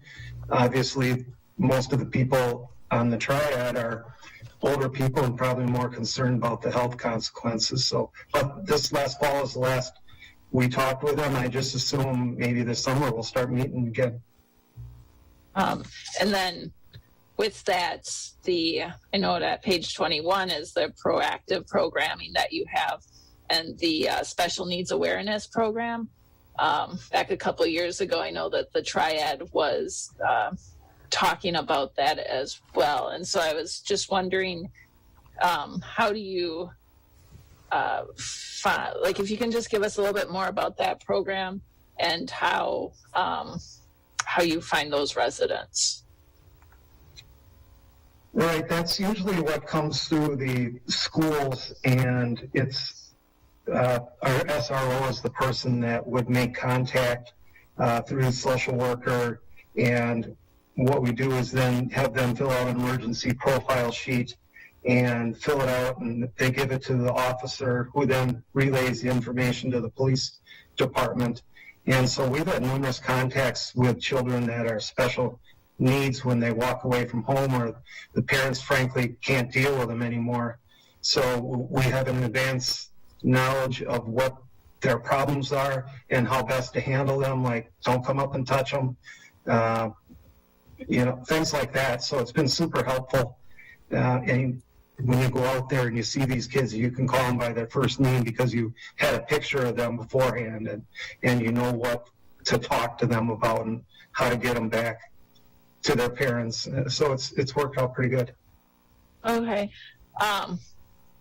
Is there something for adults then with this as well? I feel like there is some sort of a need with adults too that we maybe aren't. I would assume that there are adults with special needs in our community, and maybe Colonial Club is a resource that would have more information on that, because we don't want to miss out on that portion of our population either. And with I don't know if it something with the Miracle League as well, if that might be an opportunity there to expand the program, maybe just so that we are aware of that part of our population, I guess. Yeah, that's in that paragraph. It talks about adults and children. So it's less common to get forms filled out for them because we know about them through crisis, Dane County Crisis, and they're the ones that develop the plans for them and how we should deal with them and how family members should, when they should call and the services they have available. But we get far less on adults than we do on children. But that is also part of the program. Okay, good. I'm glad there is that crisis helps. Thank you. And then lastly, I just want to say thank you for the Cottage Grove Food Pantry program that with the tickets, I see it's highlighted in here, and it's a popular program. And so thank you for the donations and giving people the opportunity to donate that way. Yeah, it's been very positive. We're happy with it, and it's something we'll keep on doing as long as you guys give us permission, because some revenue goes out the door, so it's nice of you to let us do it. Thanks, Chief. All right. Any other questions regarding Law Enforcement Committee? I just had a comment quick about how I think the bike patrol is really cool, and I'm excited to see that you want to expand it. I think it's a cool way to connect community, have officers approachable, and I looked into bike-friendly community certification to become a bike-friendly community, and I think that's actually one of the things that they look for is bike patrol. So I think it's great, that we're continuing to be bike-friendly community and having our officers part of that too. I think it's awesome. Yeah, it's kind of fun to get out in the neighborhood on a bike and interact with families, children especially. They love seeing it. All right. All right, then we'll move on to the ad hoc housing task force. Either Jeff or Paul. John, I can take that one. Our last meeting was on this past Tuesday, February 23rd. We had a presentation by Kurt Paulson, who was a professor at UW-Madison Department of Planning and Landscape Architecture. The presentation was done on their 2019 Dane County Housing Needs Assessment. I think with the presentation, it spurred on good conversation for our committee members. Some of that conversation was around the reality of high local taxes in Dane County, which can make home ownership less affordable. The committee members shared interest in affordable home ownership, but it was noted that credit issues are often a barrier. Kurt did mention that there is some homeowner assistance programs in Dane County. Kurt also mentioned that there's a large gap in home ownership rates for people of color and minority homeowners, and is sometimes compensated by purchasing homes further away in other counties, and used the example of Rock County. Kurt also provided Middleton as an example of having a strategy plan, which I believe was done in 2015. And at the end, Aaron can correct me if I'm wrong on that date. But with it, he had mentioned that they set goals on affordable housing and were set to scale in attaining them. And I think as a committee, we discussed that, having information and data has been really good, but now how can we make this tangible? And we felt like that is something that could, make this tangible for this group, is setting goals. One of the committee members did ask how Middleton used TIF for housing, and Kurt said it's most often used for gaps in financing and for down payments for assistance program. And then lastly, with the presentation, Kurt was going to provide a copy to our staff team. We were supposed to have a presentation also by Angela Jones, who's Community Impact Director of United Way, on barriers to home ownership. Unfortunately, Angela Jones had a conflict, and Aaron is looking to reschedule her at a future meeting, I think, which will be really important to have her and hear what she has to provide to the group. We also, Aaron, went through the local housing data, which included data with economic aspects of local housing. And then lastly, with the previous meeting, Aaron had presented a chart of works to the committee. There was some feedback. Aaron took it back and tailored it, and we were able to get that chart of works passed at this last meeting. So that's all I had. Aaron or Jeff, am I missing anything? I think that was everything. That sounds good. I had one question. Go ahead. It's more for staff. Are the task force committee meetings being recorded in a place that the public can see? 'Cause I think some of the presentations I'd really be interested in, but I have a conflict on the housing task force nights. Yeah, I'll defer that to either Aaron or maybe Matt. Yes, they've all been recorded. We're trying to figure out how to do them in a more user-friendly way so we can get them on YouTube. Right now, they would have to be downloaded from the website, which is a little more cumbersome because they're pretty large files. But they are there, and we're working on making it a little more easy to use. Melissa, if you go to where the agendas are housed on the website for the media recording, you can find it there. And like Aaron said, you do have to download, and it does take a little bit of time right now, but you can view it. But we're working on that process. Great, thank you. All right, we'll move then on to Ordinance Committee, Review Committee. Heidi? Great, thanks, John. So we met last week on Wednesday, and we have a resident here that wanted to talk about one of the items, so that's what I'm gonna go to first. So we were connected with a resident who asked if we would consider an update to the fence requirements when you're putting in an in-ground pool, because there are automatic safety covers that are available now. So there's some information in your packet about that. And the committee was really looking for some direction on this topic from the board because it's such a big topic. The committee members felt that we needed some direction from a higher level, whether to pursue this change or not. So the committee's looking for some direction on that. I see that Tyler, Inda, and Ashley perhaps are on the call, and if they'd like to give any additional background information on the request to review. Yeah, thank you. I think we submitted that request, and I guess we just asked for the board to review. I know several other municipalities in the area have approved that, and when we talked through it with our insurance company, they actually deemed it safer to have the automatic cover than the fence. So we also think it's aesthetically pleasing and beneficial to our neighbors. So we're hoping to go in that direction if possible.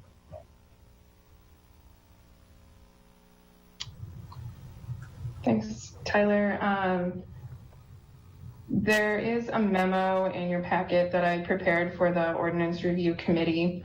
There are, as Tyler indicated, a couple communities that have done this. Monona is one example. It's an automatic pool cover that can hold a person 250 pounds or more. Sun Prairie has not done this exemption. McFarland does have the exemption if you have the safety cover. I did reach out to General Engineering Building Inspector for any information he had on those changes. He does do inspections in McFarland, and during the inspection process, he asks for manufacturer instructions showing that the product meets the 250-pound requirement. But he did point out that a fence is, of course, in place all of the time, where a safety cover, it's up to the homeowner as to when the pool is or is not in use, where a fence isn't taken down or put up. So that was something that I thought we should consider when considering if we want to move forward with this ordinance change. But some communities have done it and some have not. So I guess it's really up to us to consider. It, of course, would go to public hearing at Plan Commission and back here for final approval if we decided we wanted to move forward with that change.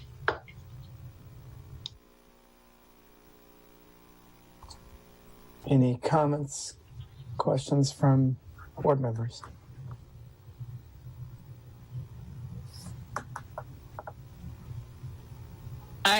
This is Melissa. I think it doesn't hurt to look into it more and like with a public hearing, get more public comment on it that way. Otherwise, with other communities having done this, to me, it seems like it's worth looking into further.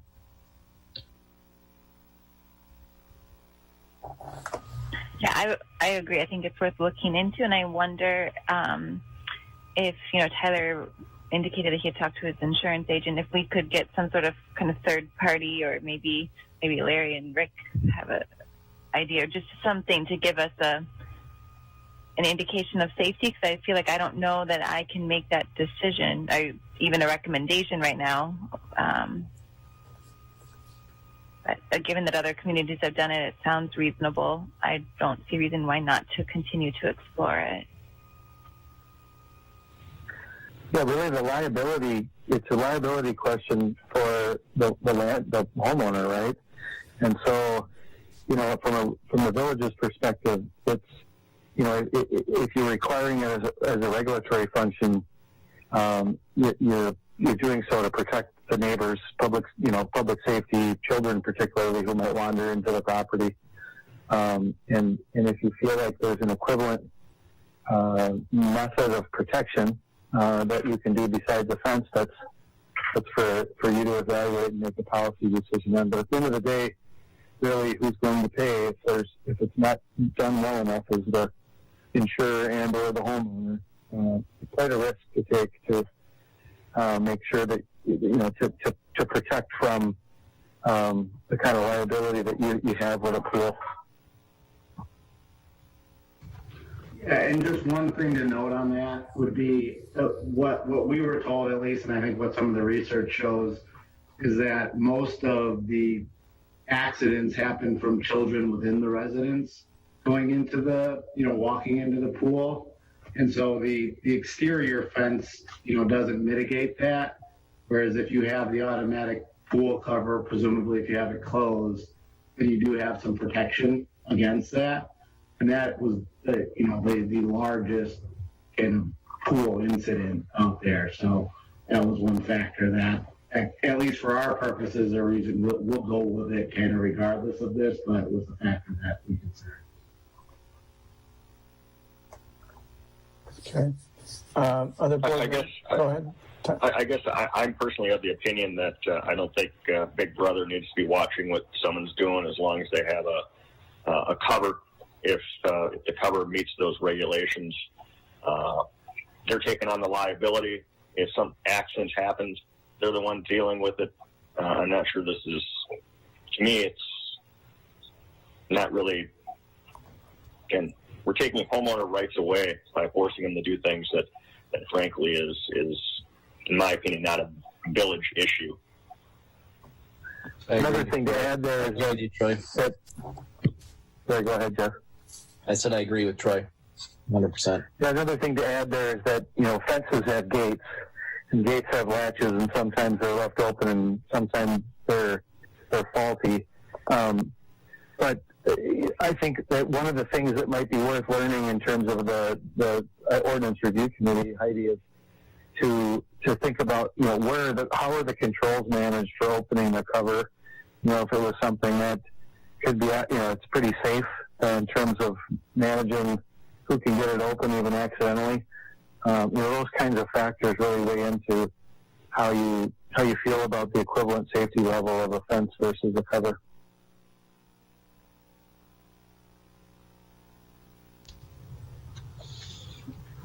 I do wonder about if a process that someone could use if, let's say, a homeowner that has a safety cover never puts it on. This would be changing the rules for everyone. I guess that would just be working with the committee if there's some route someone could take. Let's say that this pool cover is never on, so it doesn't provide safety at any point for some resident in the future. If there's any route, maybe we can write that into the ordinance that when it's not being used, this cover should be in place. I guess that's just something that we can look into. Yeah, I'm sure there's best practices that have been kind of outlined by those committees that have chosen to offer this alternative. And it is an alternative, so it's one of the others, or in some cases, maybe the homeowner chooses both, particularly if maybe they have little kids, which is certainly would make a lot of sense, because, as Tyler said, and the tragedy is that usually it's a little one from the home that wanders in and falls into the pool, not someone from outside. But just in the protecting all citizens, it's either the pool or the cover.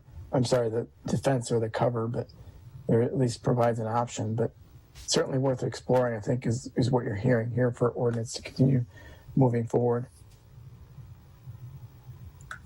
Heidi, to your point, maybe like with the fence ordinance and how it was put on the building inspector, like that they could determine if the fence was unsightly, if it'd been up too long with the snow fence. Maybe that's something in this instance too. It gives some, authority if the pool cover is no longer functioning as it should, then we could order a fence to be put in or a replacement cover, or not that we'd be going around looking at pool covers all the time, but if there's something brought to our attention, that there's a way to remedy it.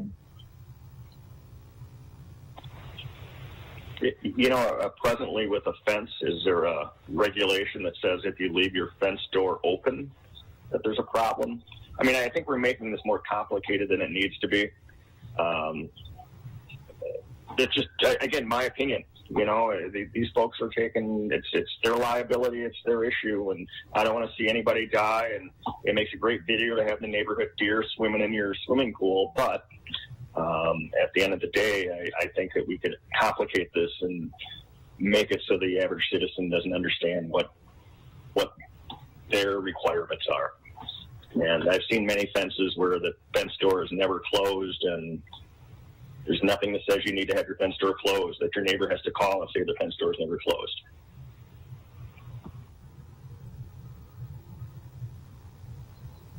Okay. So I think ordinance review has enough to go on and keep pressing forward with this to look at the options. Clearly other communities have given this alternative to their citizens. So I think it's something to move forward with. Is keep it moving, keep exploring it.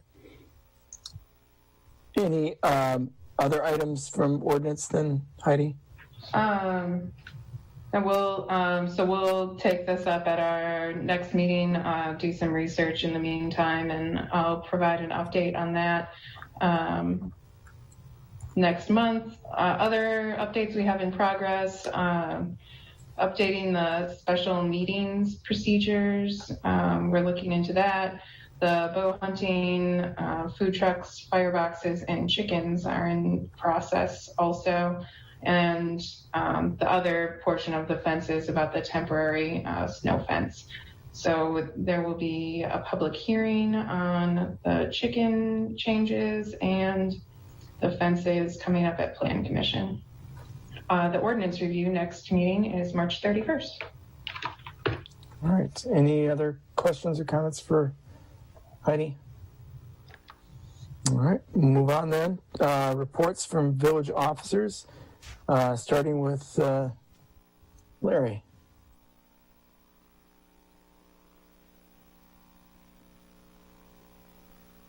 Larry, you either haven't pressed mute or you didn't hear me.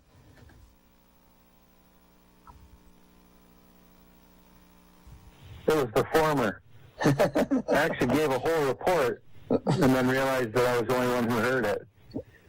But because I don't want to repeat it, I'll say no more to report today. All right. Well, you had that practice round, so there you go. So COVID-19 updates. I will, again, open this up to staff to chime in if they do have an update. Sean's already shaking his head, so is JJ. So we'll see if anybody else, so please feel free to jump in.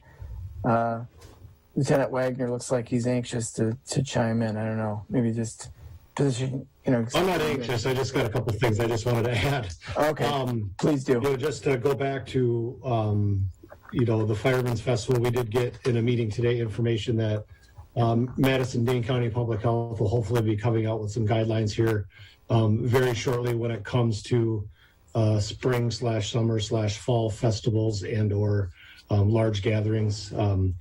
As Jason alluded to earlier, under the current order, a Firemen's Festival type festival would not be able to go on as planned. So they're coming out with some guidance here in the very near future for all the municipalities, so we can pass them on to our respective festival holders. So just when it comes to basic numbers, as most of you have heard, we're trending in the correct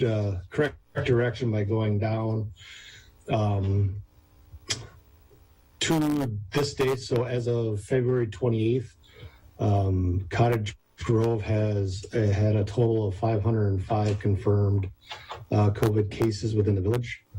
And our average rates are way down. Great. We're only looking at about, in the 7-day average, about 0.7 confirmed cases per 1,000 in the village. So we're doing a very good job, and we're trending in the right direction. So. All right. Thanks, Lieutenant. Go ahead, Melissa. And you have a question? Yes, thank you.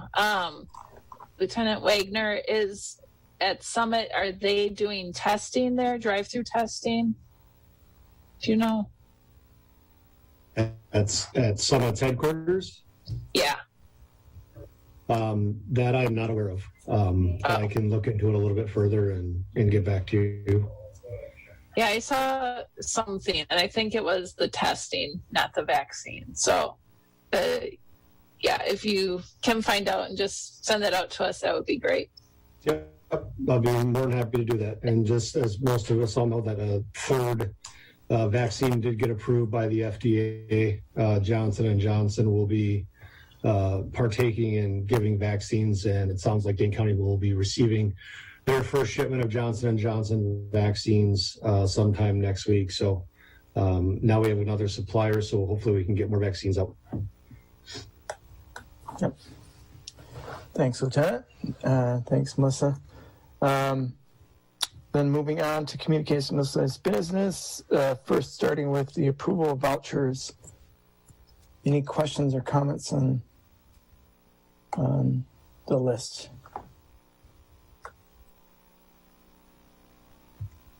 I motion to approve the vouchers. All right. I'll second. Thank you, Troy. Any further discussion? Having heard none, all those in favor? Aye. Aye. Anybody opposed? Anybody abstain? Motion carries. Moving on then to correspondence. The Herald reached out to myself and I think others around sustainability. I know the reporter reached out to the chair of the committee as well. So she was doing a report on the Renew Wisconsin or Madison Solar Group buy program based on our last meeting. So I referenced both our email or our website presence around the ad hoc committee and all the information there as far as our mission goals and our resolution and everything, and an email, and then just confirmed. All she wanted to do is confirm that a couple quotes that I had. I don't know what she wanted, for instance, from the chair or whatever, but just again to note, the board can comment to reporters. It's from the board generally, and Larry will correct me if I'm wrong, but if somebody, a committee member, citizens or whatever, they should specify that's from themselves and not from the board level, just to add clarity to that. Larry, please feel free to jump in on that one. That's precisely right. Okay. I was wondering, John, do you think that might be something, I don't know, I mean, I guess the ordinance review committee could talk about it, but like some kind of handbook for committee members to reference, like if you get a call from the media, this is what you do, or I don't know, or it would be a great time to bring up open meetings compliance also, and even open records. Yeah. We've covered some of that in the board's orientation handbook, but I've been tasked with doing one for committees as well as part of my annual goals. So if I can find some time to start working on it, I will get going sometime soon, hopefully, on that. My vote would be for brevity. So it's a, one page, at the bottom says, if you don't know, ask, don't say anything first. Ask one of your board members ask staff. And I think it's simpler so that someone can remember, I remember these 4 things or these 3 things, because they already have volunteered their time, effort, and everything. So if we can make their lives easier, I think that would be my recommendation. John, if I may, real quick. Sure. Just to answer Melissa's question, just doing a quick Google search. The Summit Credit Union is offering, it is a testing site in their back lot. They're in partner with one of the pharmaceutical places to do that testing. So looks like they're open from 8 a.m. to 3 p.m. Monday through Friday in their back lot for testing and testing only, no vaccinations. Thanks, Lieutenant. Is there an appointment required, or do they just have someone standing out in the cold? Just looking under their website, they do have an email address and a phone number that you can contact them for information. But it says, please, you're supposed to basically go on the website and check for availability. So I'm assuming that they're having you fill out an appointment for it. Awesome. Thanks, Lieutenant Wagner. Appreciate the clarity. You're welcome. Yeah, they can also run into supply issues too with some of those tests. And that's the other reason to check before taking the drive. All right, other correspondence that anybody has? All right, then we'll move on to upcoming community events. I'll mention actually a couple past ones that occurred just for information of the board. The Chamber had their monthly chamber meeting. It was on a marketing overview from Sarah Hurley. The Chamber did provide that overview, so if someone's interested, please let me know. I'll forward it to you. And Melissa and I were lucky enough to hear that, but it's again focused on businesses, but certainly the village can take some of that information is very easily leverageable as well. And on the last week, there was a Sustainability Leadership Collaborative meeting held jointly by the county and Madison. Heidi, myself, and Nick, the chairperson for sustainability, were in there, and Nick was kind enough to, or I think Nick and Heidi together were kind enough to put a slide together, plug for Cottage Grove and what we're doing out in the Grove. Really, that's an opportunity to share amongst both communities, as well as now they're pulling in some of the school districts because they're doing some large, sustainable initiatives, as we've all talked about, for instance, Monona Grove and their potential to do a solar on the high school. So I want to mention those 2 things real quick since they just happened. And I don't know, I'm assuming everybody's seen that there's player registration as well as volunteer for the Miracle League. It will be a field too. And that goes through the end of this month. So it's great to see the Bills moving forward with that and all the exciting things that are going to happen there. So that's going on. Jason shared with us the upcoming fire fundraiser. If you like corned beef and cabbage, that's on the 13th. Or if you just don't like corned beef and cabbage, you want to contribute, as I said, they'll have a boot out there, a fireman's boot, if you want to donate there as well. Do others have any community events that they want to share right now? I'll just share one on behalf of Parks and Rec. The Be Active Wisconsin Community Challenge kicked off today. So you log your weekly active minutes on a Google Doc, and we compete against 40, I think there's 40 communities total in Wisconsin being named the fittest community in the state. So I hope at least some people will join me in that challenge. Thanks, Heidi. I had it written down too, and I just didn't move down on the page. You're the one. There was a nice little thing in the local paper too, where you can color in the diamonds or different colored shapes for the minutes that you log. So I logged mine today on a little piece of paper because it's the only way I'll remember. Any other community events? Then we'll move on to future agenda items. We will have some around Plan Commission, I think, next go around in 2 weeks, because we'll meet there, and I know there's some items that are percolating through that will hopefully we'll get to this level. Other things, Matt, do you have other things at top of mind right now? Nothing jumping out. Okay. Anybody else aware of anything? Otherwise, the normal committee stuff that will be between now and then. All right. With that, then, I will move to go in a closed session for discussion of incentive on land and negotiation for TID number 5. And this is the Village of Cottage Grove. Village Board will enter a closed session pursuant to Wisconsin State Statute 19.85, parentheses 1, parentheses E, deliberating, negotiating, purchasing of public properties, the investing of public funds, or conducting other specified public business whenever competitive or bargaining reasons require a closed session. Is there a second? Second. All right. This is a roll call. So, Lisa, please. Allen, Aye. Lindbergh, Aye. Murphy, Aye. Ratcliffe, Aye.